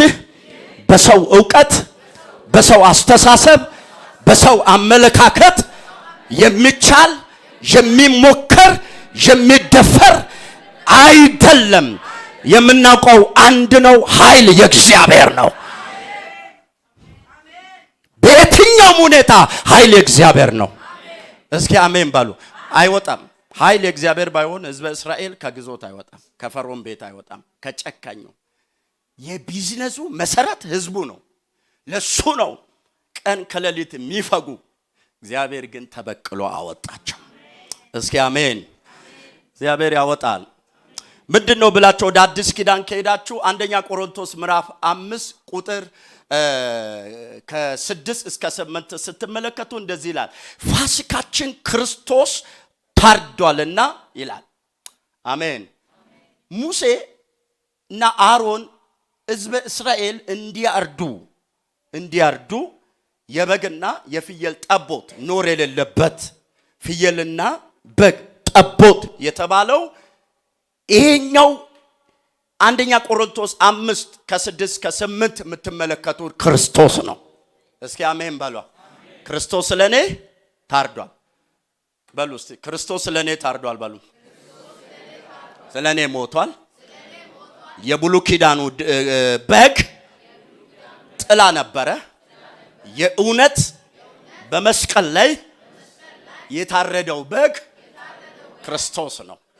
ስለዚህ ጳውሎስ ፋሲካችን ክርስቶስ ታርዷልና ይህንን አዲሱን ፋሲካ ስታከብሩ ይልና እንደዚህ ይላል። የመጀመሪያው ምንድነው ይላል? ግፍና ተንኮል አሮጌውን እርሾ ይላውና አዲሱን እርሾ ደግሞ በአዲስ እርሾ አክብሩ ፋሲካችሁን ይላቸዋል። የቆሮንቶስ ሰዎች መመካታችሁ መልካም አይደለም፣ በጥቂቱ ሞኝነት እንደዚህ ያለ ይናገርና አሮጌውን እርሾ አስወግዳችሁ ይላል። ይሄኛው የዘጻቱን ባነበብንበት ደግሞ እርሾ እንዳይገኝ ይላል። ስትወጡ መታሰቢያ ሲሆን እዚህ ፋሲካ ውስጥ እርሾ መኖር የለበትም። እርሾ የሌለበት ቂጣ እንጎቻ መብላት አለባችሁ ይላል። ስለዚህ ጳውሎስ ደግሞ ምን ብሎ ይለናል? አሮጌው እርሾ ይልና ግፍና ተንኮል ነው። ከንግግራችን በላይ ቃሉ ፐርፌክት ስለሆነ አንደኛ ቆሮንቶስ 5ን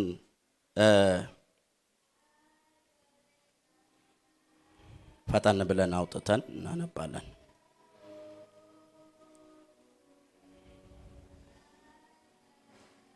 ሐሳቡ ያ ነው፣ ግን ቅደም ተከተሉን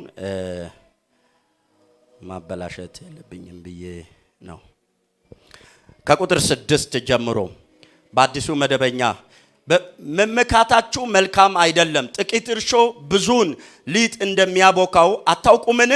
አሁን ያለ እርሾ እንደሆናችሁ ሁሉ አዲስ ሊጥ እንድትሆኑ አሮጌውን እርሾ አስወግዱ። የፋሲካ በጋችን የሆነው ክርስቶስ ተሰውቷልና፣ ያኛው ታርዶልናል ይላል። የፋሲካ በጋችን የሆነው ክርስቶስ ተሰውቷልና፣ ስለዚህ በዓሉን ግፍና ክፋት በሞላበት እርሾ በአሮጌ እርሾ ሳይሆን እርሾ በሌለበት ቂጣ በቅንነትና በእውነት እና ክብር ይላል። ግፍና ክፋት ነው አሮጌውን እርሾ፣ ያንን አስወግዱ ይልና ቅንነትና እውነት ነው ይላል። ስለዚህ የታረደው በግ እዛ ብሉይ ኪዳን ጥላ ስለሆነ በምሳሌነት የታረደው ጠቦት የአዲስ ኪዳኑ ክርስቶስ በቀራንዮ መስቀል ላይ ስለ በደላችን፣ ስለ ኃጢአታችን፣ ስለ መተላለፋችን መሞቱን፣ መድቀቁን፣ መሰቃየቱን ነው የሚሰጠን ማለት ነው። ስለዚህ ወደዚህ ስንመጣ እግዚአብሔር ሙሴን ጠራው። ምዕራፍ 3 ላይ ጠራው ይላል። ጠርቶ ሕዝቤ ባርነቱ በስቷል፣ ጭቆናው በስቷል፣ ሕዝቤን ከግብጽ ታወጣለና ና ብሎ ጠራው። በእሳት ቁጥቋጦ ተገልጦ ሲጠራው ራዩን አየ። የራዩ ፍች በቃ ታወጣለ ትሄዳለ ነው። እግዚአብሔር ነው የተገለጠው። ድምጹን ሰጠው። ጫማን አውጣ፣ የቀድሞ ልምምድን ተው፣ ለአዲስ ፕሮግራም ለአዲስ ዓላማ ታጭታል፣ ሙሴ ተዘጋጅ ብሎ ስል ከዛ በኋላ ሙሴ መከራከር ጀመረ። እኔኮ አልችልም፣ እኔኮ ኮልታፋ ነኝ፣ እኔ አፈትብ ነኝ፣ ይሄድ ዘንድ አልችልም፣ ምን ብዬ ነው የምናገረው ብሎ ስል ምን ብዬ እናገራለሁ? በፈርዖን ፊት ቆሜ ምን ብዬ እናገራለሁ? እሱ እኮ ከባድ ነው ብሎ ስል እግዚአብሔር ምን አለ? የመጀመሪያው እያለ ምን አለ? ቁጥር 3:12 ላይ ሕዝቡን ከግብጽ ምድር ባወጣችሁ ጊዜ በዚህ ተራራ ለኔ ትገዛላችሁ ወይም ታመልኩኛላችሁ፣ ትሰግዳላችሁ አላችሁ። ሌላው እኔ ማን ነው እሱ የላከ ቢሉ እንዲህ ብለ ንገር፣ ያለና የምኖር እኔ ነኝ፣ እሱ ነው የላከ ብለህ ንገራቸው አለ። ኦኬ አዎ ነው፣ አዎ እሺ፣ ቀጥሎስ የአብርሃም የይስሐቅ ያዕቆብ አምላክ ልኮኛል ብሎ ተናገራቸው አለ። ሙሴ አሁንም ጥቂት ክርክሩን ቀጠለ። አልችልም አለ። እንደማይችል ነው የሚናገረው። ምዕራፍ 4 ላይም ክርክሩ ሲደራታ ያላችሁ ቁጥር 14 አካባቢ ላይ 4:14 አካባቢ ላይ የእግዚአብሔር ቁጣ በሙሴ ላይ ነደደ ይላል። ነደደ። ይሄ የሚባርክ ቁጣ አይደለም። አልወጣም ለምን ትላለህ? አፍ የፈጠረ ማን ነው? ዲዳስ ደንቆሮስ የሚያደርግ ማን ነው? ስለምን አልወጣም ትላለህ? ቁጣው ነደደ። የእግዚአብሔር ቁጣ ሲነድ የማይታዘዝ የለምና ከባድ ስለሆነ የእግዚአብሔር ጡጫ የእግዚአብሔር አመታት ከባድ ስለሆነ እግዚአብሔር ሕዝቡን ከ400 ዓመት ስቃይ ለማውጣት ግብጽን መምታት ከፈለገ አልሄድም ያለው ማን ነው? ሙሴን መምታት ምንም ነው ለእግዚአብሔር። ከሕዝቡ ስቃይ፣ ከሕዝቡ መከራ፣ ከሕዝቡ ጭቆና የሙሴ መከራ አይበልጥምና እሱን እግዚአብሔር ቁጣውን አንድዶ ወይም አሽቶ ወይንም እንደነ ዮናስ የሆነ ነገር ውስጥ ከቶ እባክህ እሄዳለሁ እንዲል ማድረግ ይችላል እግዚአብሔር። ኃይል የማን ነው? አቤት የፈርዖን አይደለም፣ ኃይል የእግዚአብሔር ነው። እስቲ አሁንም ኃይል የእግዚአብሔር ነው።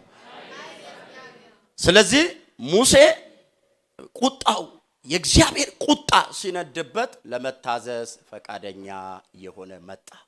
እግዚአብሔርም እንካ ቁጥር 4:17 ላይ እንካ እችን ተአምራት የምታደርግበትን ብትር ይዘህ ሂድ ይላል አለው።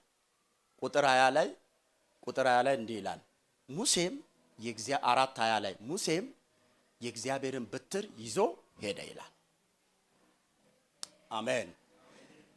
ያቺ በትር ናት የእግዚአብሔር መገለጥ እግዚአብሔር የሚሰራባት በዛን ጊዜ የመለኮት አሰራር ተገልጦ ግብፅን እንዲያንቀጠቅጥ የሰጠው በትር ነበረ። የዛሬው በትር ኢየሱስ ነው። በቤት በአፍ በልብ የገባው በትር ባለስልጣን ያደረገ ኢየሱስ ነው። ሙሴ ሄደ። ሙሴና አሮን ሄደ። እንደውም እኔ ኮልታፋ ነኝ ስል እኮ ምዕራፍ 7 ላይ እንዲህ ይላል ተመልከት እኔ አንተን ለፈርዖን አምላክ አድርጌያለሁ። ሙሴ እግዚአብሔር ይሆናል ማለት ሳይሆን በፈርዖን ላይ ያለው የስልጣን ከፍተኝነትን ሙሴ ወደዛ ሲገባ የሚያደርገው እንደ ባለስልጣን እንጂ ትላንት ተሰዶ ኮብልሎ እንደወጣ ሰው እንዳይደለ። አንተን አምላክ አድርጌያለሁ፣ ወንድምን አሮንን ደግሞ ምን አድርጌያለሁ? ነብይ አድርጌያለሁ። እነሳ አሮን የ83 ዓመት ሙሴ 80 ዓመት ሽማግሌ ሳይወዱ በግድ ጉዞ ቀጠሉ። የእግዚአብሔር ጥሪ ከሰው ምክንያት ይበልጣል። እኛ ከምናቀርበው ሰበብ ይበልጣል። በምን አቅሜ ያገለግላለሁ፣ በምን አቅሜ ሰብካለሁ፣ በምን አቅሜ እመራለሁ የምትል እኔ አንተ ኮልታፋ ነህ። እኛ እዚህ ግባ የምንባል ሰዎች አይደለም። በእኛ የተጠራው ግን ኃያል ነው። ነገስታት ቢቆሙ ያሰብካል። ብርቶች ኃያላን ምድር ብትናወጥ በእኛ ላይ የተጠራው እሱ ኃያል ነው። እስቲ እሱ ኃያል ነው በሉስ። ስለዚህ አልችልም ማለት የለም። ወደ ነገስታት ካዘዘ ትሄዳለህ፣ ታገለግላለህ ካለ ታገለግላለህ። ወደ ገዦች ትሄጃለሽ ካለሽ ትሄጃለሽ። ኢየሱስ ክርስቶስ ጌታ ነው። ስለዚህ እዚህ ምናልባትም ዝም ብሎ እንደ ሰውኛ እንደ ሚዲያ ምድረበዳ የናይሮቢ ቆይታ ከወሰርክ ታጥቀ ሰልጥነ ኃያል ሆነ ተሞልተ እግዚአብሔር ወደ ሚያዝ እንድትሄድ እግዚአብሔር አቆይቷል። ስለዚህ ደስ ይበለ። እስኪ አሜን በሉ። ለምን እዚህ ምድረ በዳ ላይ የሚል ካለ እንደ ሙሴ ለምን እንደውም አንድ ጊዜ ሲያስጨንቁ ከወጣ በኋላ ሙሴ ይህን ህዝብ ወልጃለሁ እንዴ ብሎ ስል እግዚአብሔር ሙሴን ቀይሮ ሌላ ሰው መፈለግ ቀላል ነው ለእግዚአብሔር። እግዚአብሔር ግን ለዓላማው ምንድነው? ጨካኝ ያስጨርስ። እግዚአብሔር ያስጨርሳል፣ ያስጨርስሻል። መስራት ጀምሮሻል፣ ያስጨርስሻል። መስራት ጀምሯል፣ ያስጨርሳል። ሳያስጨርስ አንድ ጊዜ ፕሮግራም ካንተ ጋር ይጀምር እንጂ ከጀመረ አይለቅም፣ አይልቀቅም። አጠገባችሁ ያለውን ሰው ፈቃደኞች ከሆናችሁ ብዙ አላስጨንቅም፣ ጀምሯል፣ ያስጨርሳል በሉ። አንተን እየሰራ ባንተ ይሰራል። አንተን እየሰራ ባንተ ይሰራል። አንቺን እየመነጠረ ባንቺ ይመነጠራል። አንተን እየጠረበ ባንተ ይጠርባል። አንተን ያስተካከለ ባንተ ደግሞ ያስተካከላል። መጽሐፍ ይረዳኛል። አንተ ሰባራውን ጠጋኝ የመኖሪያ መንገድ አዳሽ ትባላለህ ይላል። ስለዚህ እየሰራክ ነው የሚሰራብህ። ሳይሰራ አይሰራም። ጫማን ሳታወልቅ ጫማሽን የቀድሞ ልምምድ የግብጽ ልምምድ በጉልበት መቻል እና የተቃወመን መጥቶ ዱአ አድርጎ መጣልን ምናምን ሙሴን አውጣ አለው። አውጣ የቀድሞ ልምምድን። አሁን ፕሮግራሙ አዲስ ነው። በቀድሞ አይሆንም አለ። አትሞክረው፣ ውልቅልቅ አርጋለው። እግዚአብሔር ያወልቅልሃል፣ ያወልቅልሻል፣ ያወልቅላቸዋል፣ ያወልቅልናል። ያልወለቁ የቀድሞ አንዳንድ ልምምዶች ልክ እስራኤል ከግብጽ ወጡ እንጂ ግብጽ ከእስራኤል ልብ አልወጣም ብሎ እንደሚናገረው ከግብጽ ወጣ፣ ከዓለም ወጣ፣ ከጨለማው ዓለም ወጣ። የክርስቶስ ከሆንክ በኋላ የምትለማመዳቸውን አንዳንድ ዓለማዊ ልምምዶችን የሰራዊት ጌታ እግዚአብሔር ያወልቅልሃል። የሰራዊት ጌታ እግዚአብሔር ያወልቅልሻል። ያወልቅልኛል ብላችሁ ጮሆ ያወልቅልሃል፣ ይወልቅልሃል። ቆንጆነ ተሽሞንሙነ ተቀብተ ትገባለህ። ሄይ እስቲ ይወልቃል ብለህ ጮህ። ይወልቃል። ኃይል እግዚአብሔር ነው። ይወልቅልሃል። ያወልቅልሃል። እንደ ሌላ ሰው ሆነ ትሄዳለህ። የቀድሞ ነገር ይጎትታል። ወደዚህ ከመጣን የቀድሞ ግፍ ከሆነ ተንኮል ከሆነ ቅሚያ ከሆነ ዓለማዊ ምኞት ከሆነ ጡንችስት መሆን ከሆነ በስጋ ተመክቶ የተለያየ ነገር ማድረግ ከሆነ የሰራዊት ጌታ እግዚአብሔር ያወልቃል። ለምን መሰለ? ለአዲሱ ፕሮጀክት የቀድሞ ልምምድ አይመጥንም። ጮህ አሜን ትላለህ ወይስ ከነገ ወዲያ ነው የምትለው? ወይስ ነብይ ስመጣ ነው አሜን የምትለው? ጮህ አሜን በለስ። አዲሱ ፕሮጀክት የቀድሞ ልምምድ ምን አይልም፣ አይመጥንም። እስኪ አይመጥንም በሏ። አሁን እግዚአብሔር ባንተ ላይ የጀመረው ባንቺ ላይ የጀመረው አዲሱ ፕሮጀክት አዲሱ ፕሮግራም የቀድሞ ጋር አብሮ ልጣፊ ድራቢ እራፊ አድርጎ መቀጠል ስለማይሆን እግዚአብሔር አሽቶ ያራግፍልሃል። ያልተቃወመኝ ጮሆ አሜን ይበል። ለእናንተ ብቻ አይደለም ለእኔም ነው የምሰብከው። እግዚአብሔር የቀድሞን ድሪቶ ከአገልጋዮች ላይ ከሰባኪዎች ላይ ከመሪዎች ላይ ከዲያቆናት ላይ ከምእመኑ ላይ ያስጨነቀ ሕዝብን ቤተክርስቲያንን ጥሪን ያስጨነቀ የቀድሞ አጥልቀ የምትዞረውን ያወልቅልሃል። ጩና ይወልቅልኛል በላ። ይወልቅልሃል። እግዚአብሔር ያራግፍልህ። እግዚአብሔር ያራግፍላችሁ። እግዚአብሔር ያራግፍልኝ። እግዚአብሔር ያንኮታኩተው። ኃይል የማን ነው? የእግዚአብሔር ነው። አውልቂ የቀድሞ ልምምድሽን አውልቅ፣ አውልቅ። ሂሳብ አትስሩ። የቀድሞን ልምምድ ይዛችሁ አውልቁ። ተንኮል ካለ አውልቁ። ግፍ ካለ አውልቁ። ውሸት ካለ አውልቁ። ስድብ ካለ ጥላቻ ካለ አውልቁ። የምትለማመዷቸውን የማይረቡ ጥቃቅን ከግብጽ ወጣችሁ ግብጽ በልባችሁ ተጠቅጥቆ የተቀመጠው ነገር አውልቅ እህቴ፣ አይጠቅምሽም። የሆነ ቦታ እንዳይገል ዛሬ አውልቅ። እስኪ አሜን። ከግብጽ ወጥተዋል በብዙ ታምራት፣ ግን ከናን አልገቡም። ለምን? መንገድ ላይ ገደላቸው። እግዚአብሔር ሳይሆን በልባቸው ያላወለቁት ግብጽ ነው የገደላቸው። እያገለገልኩኝ እየሰበኩኝ እየዘመርኩኝ እየሮጥኩኝ አለው እያልኩኝ እንዳልሞት እግዚአብሔር ከኔና ካንተ ያውልቅልህ። ጨዋችሁ አሜን በሉ። ለምን? የሆነ ምድረ በዳ ላይ ይገላል። የሆነ ምድረ በዳ ተሳክቶልኛል ብለ ድንኳን ስትደኩን እልልታ ስታቀልጭ የሆነ ቦታ ላይ ይገልሻል። የዘራሽው ያደረግሽው ነገር ይይዝሻል፣ አጥብቆ ይይዛል። ስለዚህ ቀን ሳለ እግዚአብሔር ያውልቅልህ። ይሄንን ናይሮቢ እንደ ሚዲያ ምድረ በዳ ተጠቅሞ እግዚአብሔር ያውልቅልሽ። እግዚአብሔር ያውልቅላቸው። ለኔ ለማረከኝ እግዚአብሔር ያውልቅልኝ። ያልወለቀው ነገር ያውልቅልኝ። የግብጽ ልምምድ የሚለማመዱ ሰዎች አትለማመዱ፣ አይጠቅማችሁም።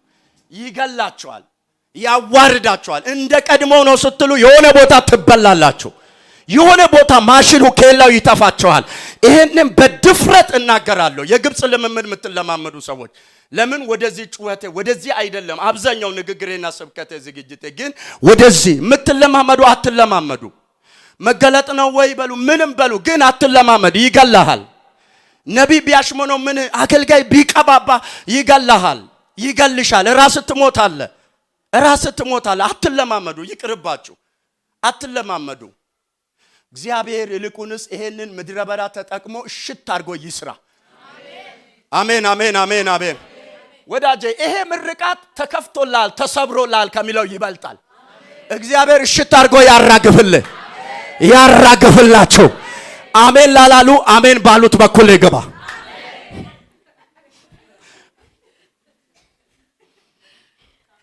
አልሰራም ካልክ እንደዛው ትኖራለህ። ሰው በተናገረ ጊዜ እኔ እኮ ማለት አታቀኝም። ሙሴ እንደዛ ነው።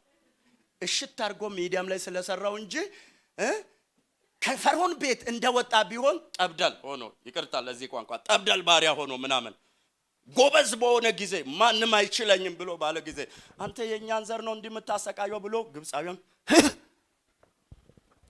ስለዚህ ሰው ዛሬ ተሰርቶ ቢሆን ኖሮ አሳያለሁ እኔ ማን እንደሆንኩ አልታቀም እኮ የእንትና ዘር ነኝ አይልም። ሲነካ በፊስ ግን እንደዚህ ነው ይላል። አሜን ነው። ጌታ ሶስት ጊዜ ይባርከኝ። 10 ጊዜ ነው በረከት። ሰው ስትነካ ሊያም ይችላል፣ ሊከፋ ይችላል። ግን እንደ በቃ አንተ ከማንም የጨረስክ መስለ እንጣጥ አትልም። እንደዚህ ነው ነገሩ። በቃ እኔ እናንተ እኩል ነን፣ በዚህ አዝኛለሁ፣ በዚህ ብላ ፒስ ትፈጥራለህ እንጂ እኔ እኮ ብረት ሳነሳ ነበረ ምናምን አትሉም። ብዙ የሚወራጭ ጴንጤ ስላለ ተረጋጋ። ኃጢአታችሁ ሲነገራችሁ ተረጋጉ። እቤታችሁ ገብታችሁ ንስሐ ግቡ። ምንም በቃ እኛ ስለተጠራን ብቻ ነው ምንጮው፣ ሌላ ምንም። ክብር ለእግዚአብሔር ይሁን። እስቲ አጠገባችሁ ያለውን ሰው አስቸገርኩ ዛሬ ከባድ ይቅርታ 3 ጊዜ ይሄን ቃላል። እግዚአብሔር አንተን ሳይሰራ ባንተ አይሰራም በሉ። ተሰርተ ካለክ ችግር የለም በሉ። ሰፈር ሳይሆን ነገስታት ጋር ነው የምትፈለገው። ሲያሜን በሏ። ከኔና ከናንተ የሰራዊት ጌታ እግዚአብሔር ያራገፈልን። ውይ ያራገፈልን። ፈጣን ብዬ 3 ነገሮችን እግዚአብሔር ለምንድን ነው ከጭቆና የሚያወጣን? መውጣት ነው ነገሩ። መልእክቱ መውጣት ነው። ትወጣለህ፣ ችግር የለም። ካለበት ትወጣለህ።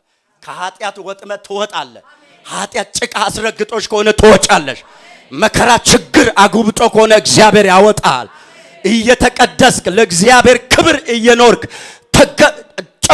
ተጨቁነ ከሆነ ዓለም ጨቁኖ ሲስተሙ ጨቁኖ ቢሆን እግዚአብሔር ከመከራ ስቃይም ያወጣል። ኃይል የማን ነው? የእግዚአብሔር ነው። ግን ለምንድን ነው እግዚአብሔር የሚያወጣኝ? እኔን ይሄንን ስናገር እግዚአብሔር ይሄ ህዝብ እንግዲህ ያው መንገደኛ ነው እንደምታውቁት፣ የአደባባይ ምስጢር ነው፣ መገለጥም አይደለም።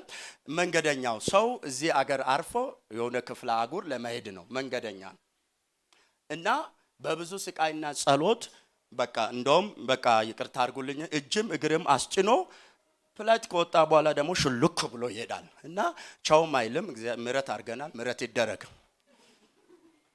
ማለት ጽድቅ አይደለም። ትላንትና እጅን እግርን ያስጫንከው ነቢይ ወንጌላዊ ቻው ሄሎ ቸኩዬ ነው ቻው ጌታ ካንተ ጋር ይሁን አለ ማለት ጽድቅም እንትንም አይደለም። ይሄ ስብከቱን ይመጥናል አይመጥንም ግር የለም። በእኔ ላይ ጣሉ። እሱ ነዳኔን ልሸከምና ሹልክ ብሎ ይሄዳል እና ቻው ይባላል። እሺ ቻው ይባላል በሉ አጠጋ ችግር የለም እኮ እልፍ ቻው የሚል እስቲ ቻው ይባላል በሉ። ቻው በሉ። ፓስተር ቻው፣ ወንጌላዊ ቻው፣ እንዳለ ቻው፣ መሪዎች ቻው እሺ በሉ። እሺ ሹልክ ብላችሁ አትሄዱ። ምንድነው ያ ማለት? ይሄን ለምን አመጣ ካላችሁ እግዚአብሔር እኔ አሜሪካን፣ ካናዳ፣ አውስትራሊያ ከወጣው በኋላ ለምንድን ነው የሚያወጣኝ? ከዛ ተነስቼ ለምንድን ነው የሚያወጣችሁ? እግዚአብሔር ያወጣችኋል፣ ግን ለምንድን ነው የሚያወጣችሁ? ትወጣለህ እኮ። ክብር ለእግዚአብሔር ይሁን። አብደላና ፋጡማ እኔ ጸልዬ ነው የሚወጡ? ትንቢት መጥቶላቸው ነው የሚወጡ? ይወጣሉ አይደለም እንዴ? እንኳን ተጸልዮልህ ያልተጸለየ እኮ እየሄደ ነው። ይኸው የገባው ሰው እንደዚህ አለ። ሽሮ ነበር በህይወቴ የደነቀኝ ነገር ፈጽሞ ማታስባት ሴት አንድ ግቢ በሌላ እምነት ውስጥ ያለች አንዱ እንደውም ደረቱን ነፍቶ ቻው እየሄድኩ ነው ብሎ ቤተሰቡን ጠቅልሎ ይዞ ሄደ። አንዷ ደግሞ በሌላ እምነት ውስጥ ያለች ማትገመ ከምሽቱ ቤታችን ማታ ከምሽቱ 3 ሰዓት መጣች። ግቢ ሁሉ እያንኳኳች ልሄድ ስለሆነ ቻው አብረን ኖረናል፣ አብረን ውሃ ቀርተናል፣ እዛ የጋራ ምንድነው መጸዳጃ ውሃ ቧንቧ አብረን ተጠቅመናል፣ ሰላም ተባብለናል፣ ገበያ ሱቅ ላይ ተገናኝተናል። እናንተ ጴንጤ ናችሁ፣ እኔ ሌላ ነኝ፣ ግን ቻው። ከመጠን በላይ የሚያስፈራን ቡቅ የሚያደርገን የተሰበረ ይሆን። አስፈቅጃቸዋለሁ ይሄንን እስቲ የተሰበረ ይሆን መሄድ ለማይቀር እንደዚህ ምንድነው ወይ ከደረሰ በኋላ እኮ ይበላሻል። ምንድነው የሚያበላሻው? የሚያበላሽብን እግዚአብሔር ያበላሸዋል። ጋንጭሩ መንፈስ አሜን አሜን። ለምን እንደዚህ ትናገራለህ? ሰው እኮ በጥበብ ነው የሚኖረው። ከዚህ በላይ ጥበብ ምን አለ? የጥበብ መጀመሪያ ይሄ ንግግር ነው። እሺ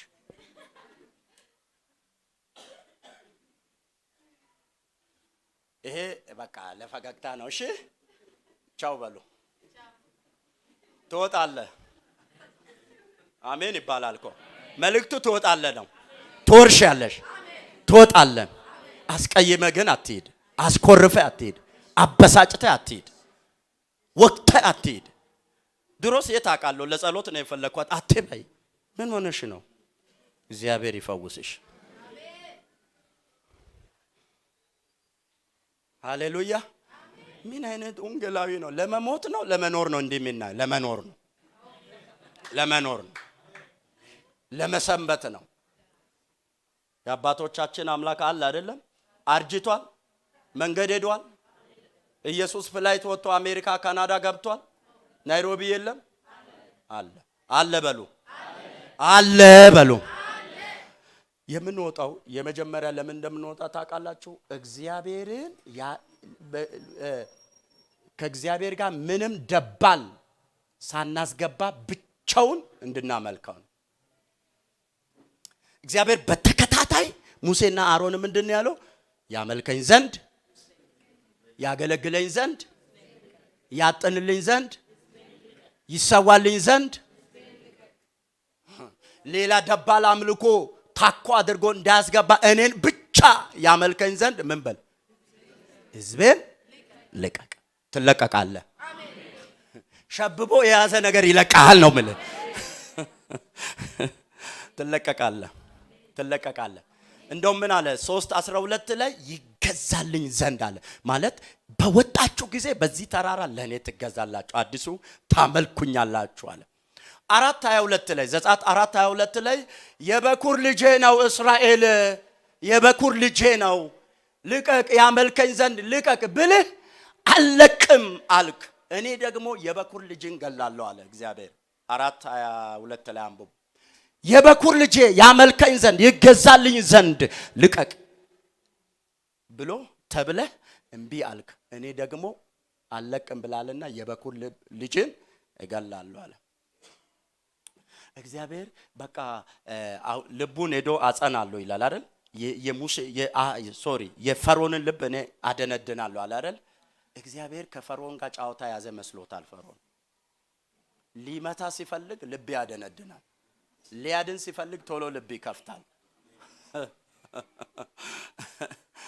እንደ ሰው እንደ አማኝ አደንድኖ አይግደለኝ፣ አብልቶ አደልቦኝ አወፍሮ አንተ እንዴት ነው ዘንድሮ ያማረብህ ሰው እያለኝ የተደበቀችውን ነገር እጄ አይግደለኝ። አብልቶ አይግደልህ፣ አክብሮ አይግደልህ። አሜን ትላለህ? ትላላችሁ? አሜን ይሁን። እግዚአብሔር ልብ ዘግቶ አይግደልህ። ለንሳ እንኳን እድል ሰጥቶ ያድን ያስመልጥ አለቀ ማለት። እንደውም ምዕራፍ 5:6 እሰማው ዘንድ እግዚአብሔር ማን ነው? ንግግሩን ለመስማት ማን ነው እሱ አለ። እስራኤልን አለቀም እግዚአብሔርን አላውቅም አለ። አያውቅም መጣ 12ኛው ምዕራፍ። እስኪ አሜን በሉ። የመጨረሻ የተገዳደረህን ክንድ እግዚአብሔር ለአንድና ለመጨረሻ አይለምተኝም እስኪል ድረስ ይመታዋል። የምንወጣበት የመጀመሪያው እግዚአብሔርንና እግዚአብሔርን ብቻ እንድናመልክ ነው። አሜን። በምትገቡበት ሁሉ ማን እንድታመልኩት ነው? እግዚአብሔርን እንድታመልኩ ነው። አሜን። በምድረ በዳ ያመለካችሁትን፣ በምድረ በዳ ያጠናችሁትን፣ በምድረ በዳ የያዛችሁትን እውነት በዛም በምቾት ምድርም በምትሄዱበት በምትገቡበት ሁሉ የምድረ በዳው አምላኬ ብላችሁ እንድታመልኩ ነው። አሜን አሜን አሜን። ናይሮቢ የተከተልከውን እግዚአብሔርን ከናይሮቢ ስትወጣ ከብዶ ከሆነ ይሄ የግብጽ እንግዲህ የዚህ ዓለም የጨለመው አሰራር የዚህ ዓለም ምሳሌ ነው። እኛ ከዓለም ከጨለማ ከሞት ከአጋንንት ስራት ምን ብለናል? ኦሬዲ ጌታን ያገኘን ቀን ዘጣት ሆኖልናል። አሁን ካለንበት ችግር ካለንበት አጣብቂ ሁኔታ እግዚአብሔር ያወጣናል። የሚያወጣን ለምንድን ነው? እሱም ብቻ። አሜን። ባለፈው ያኔ ስራ ስለሌለኝ ነው የምጸልየው ቸርች የሚሄደው እና እንዲህ ስለሆንኩ ነው እና አሁን ግን በቃ ቢዚ ነኝ አልችልም እንድትይ አይደለም።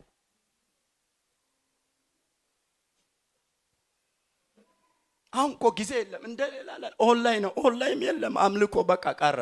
እቤት ያለው መሳዊያ መፍረስ የለበትም። አሜን። አንተ ኢየሱስን በግል ነው የምታውቅ። አንቺ ኢየሱስን በግልሽ ነው የምታውቂው፣ በጀማ አይደለም። የጀማው አስፈላጊ ነው፣ ከግል ቀጥሎ ነው። የጀማው አይደለም አንደኛ፣ የግሉ ነው አንደኛ። የግል ነው፣ የቤት ነው፣ የህይወት ነው። በህይወት ምሰራው መሰውያ፣ በህይወት ምሰጠው ያ ነው። በህይወት የተቀጣጠለ ነገር ነው ወደ ምእመነ ማዕበሩ ወደዚህ ወደ ህብረት መጥቶ ጉልበት የሚሆነው። በቤት መሰውያ ፈርሶ እንኳን ሳትወጣ ከችግር ሳትወጣ፣ አንዳንድ ሰው ከችግር ሲወጣ ነው የሚረሳው፣ አንዳንድ ሰው ደግሞ ችግር ውስጥ ገብቶ ነው የሚረሳው ኢየሱስን።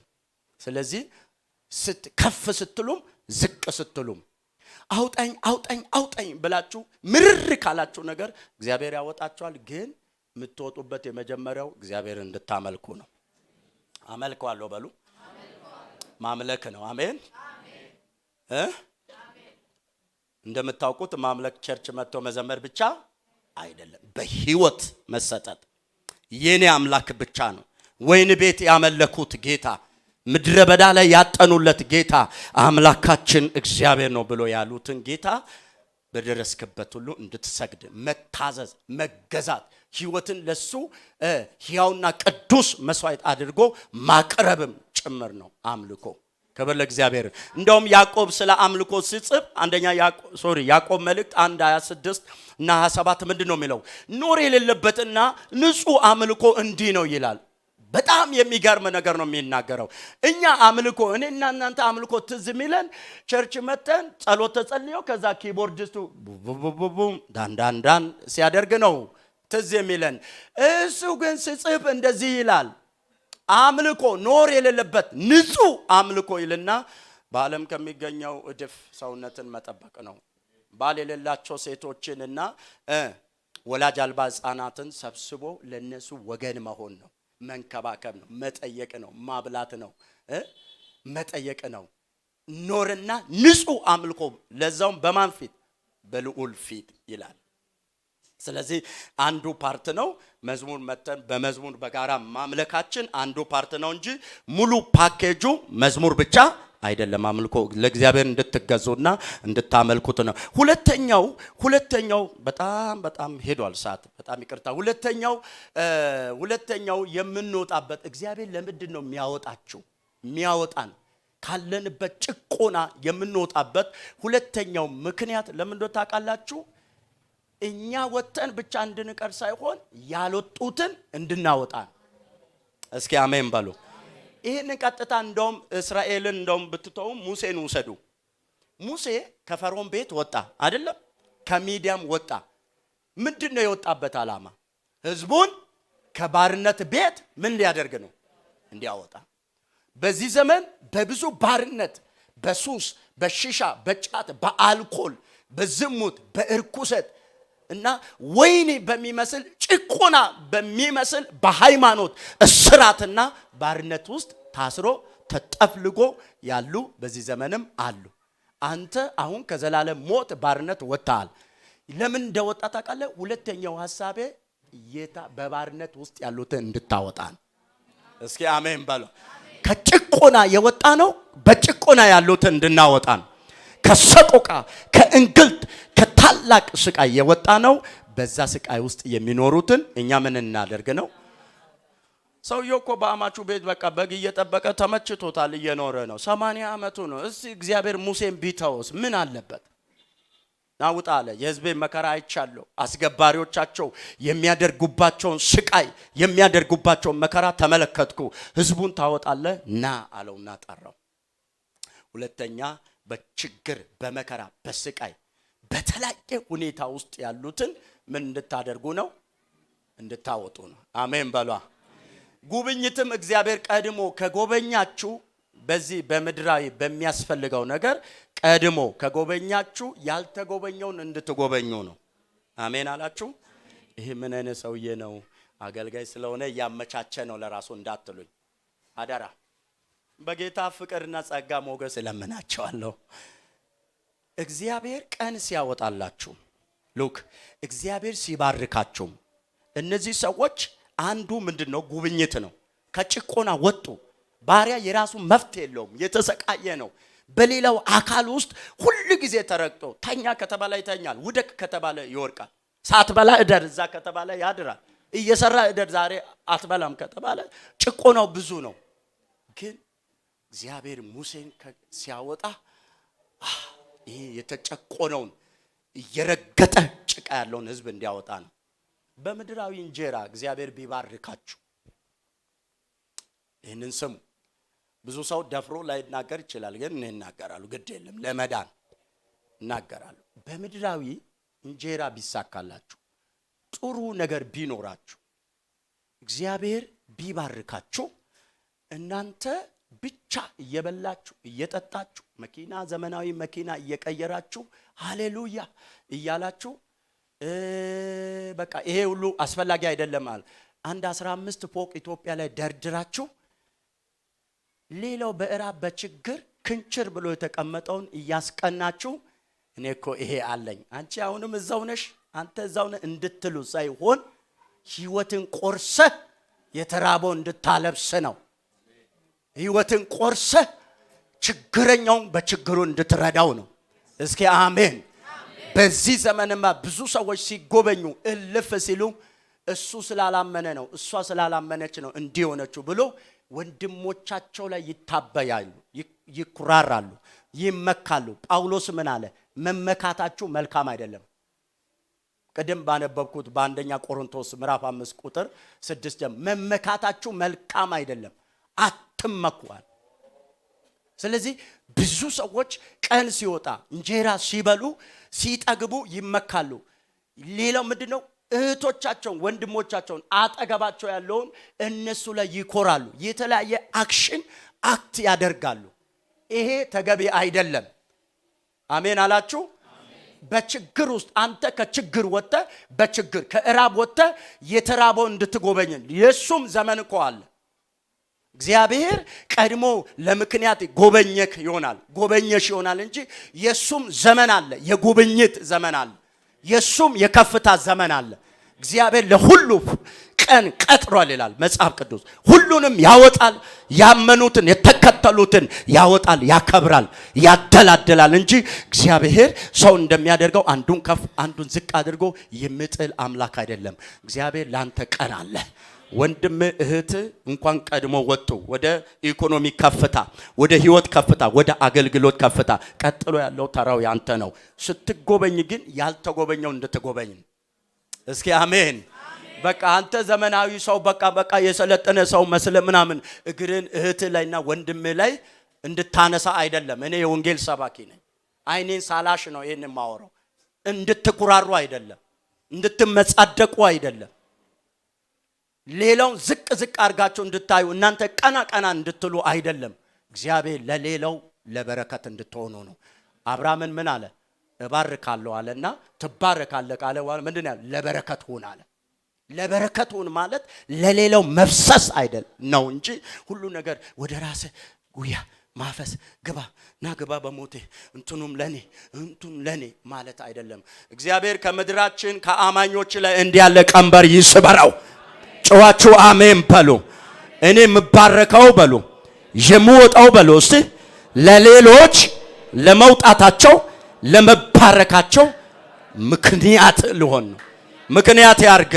ብዙ ጎዳና ላይ የወደቁ አሉ። አገር ላይ የተወለድክበት ቄ ላይ ቀበሌ ላይ እዚህ ምድር ብዙዎች የወደቁ እንጀራ ያጡ አሉ። እኛ እንትን ዘመናዊ ነገር በመጣን ቁጥር እየቀያየርን አቤት ይሄ አያምርም ምናምን ብለን እንድናስቀና ሳይሆን ለሌሎች ለመትረፍ ነው። ያወራሁትን ነገር ወንጌል ይደግፈኛል? ከብሉይ እስከ አዲስ ኪዳን ይደግፈኛል ወይ? እስቲ አዎ በሉ። ያብዛላችሁ፣ ያብዛልኝ።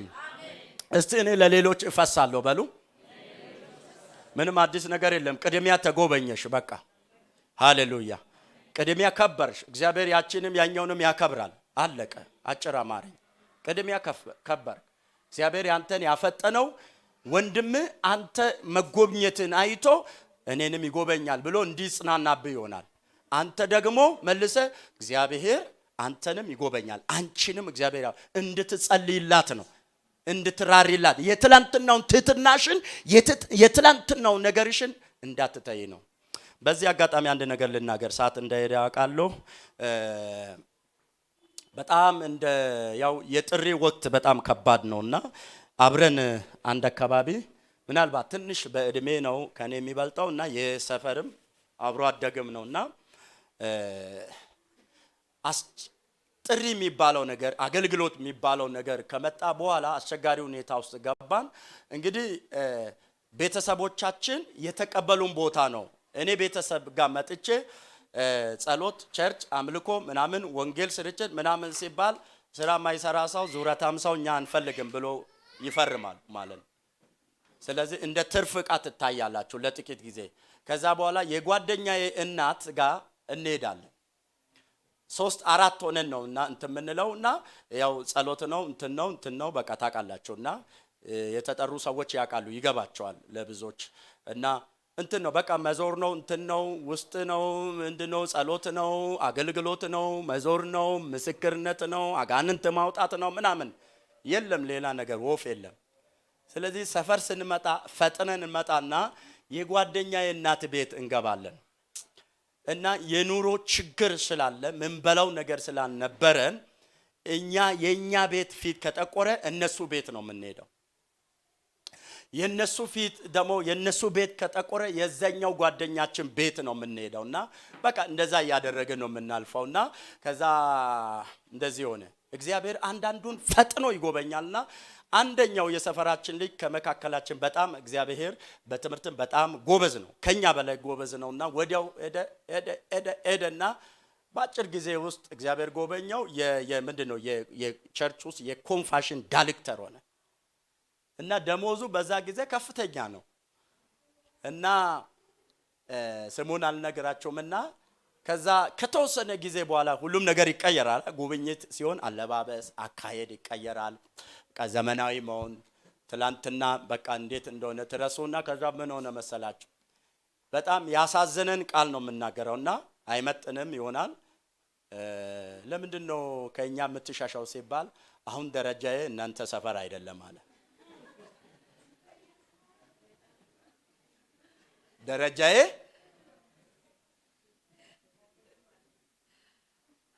ምክንያቱም ሰው ባደገ ቁጥር የሚመጥነው ሰው ጋር ነው። አሁን እኔ ባለስልጣን አዲስ አበባ ኮፎሌን አዋሳ ምናምን ለትሌሪንግ ሄዳለሁ ምናምን ደረጃዬ ስትመጣ ቢሆንም ለምን አታገኝ? አይ ደረጃዬ አልፏል። ከዛ ተራ አልወደውም የደረሰበትን ነገር አልወደውም። በእግዚአብሔር ፊት እዚህ ያለው ነው የገጠመውና አሁን ያ ወንድሜ ፓራላይዝ ሆኖ ነው የሚኖረው። ከአዳባ ዶዶላ መስመር ከአንድ ሚቲንግ ሲመጡ መኪና አጋጣሚ በዛ ምክንያት ነው እንዲህ የሆነበት ልላችሁ ፈልጌ አይደለም፣ ግን መታበይ መጥፎ ነው መልእክቴ።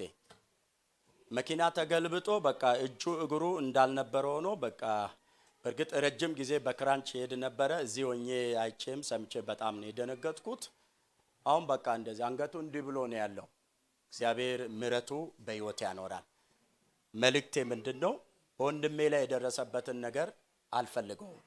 በእግዚአብሔር ፊት ስለቆምኩኝ ደስም አላለኝም፣ አዘኛለሁ።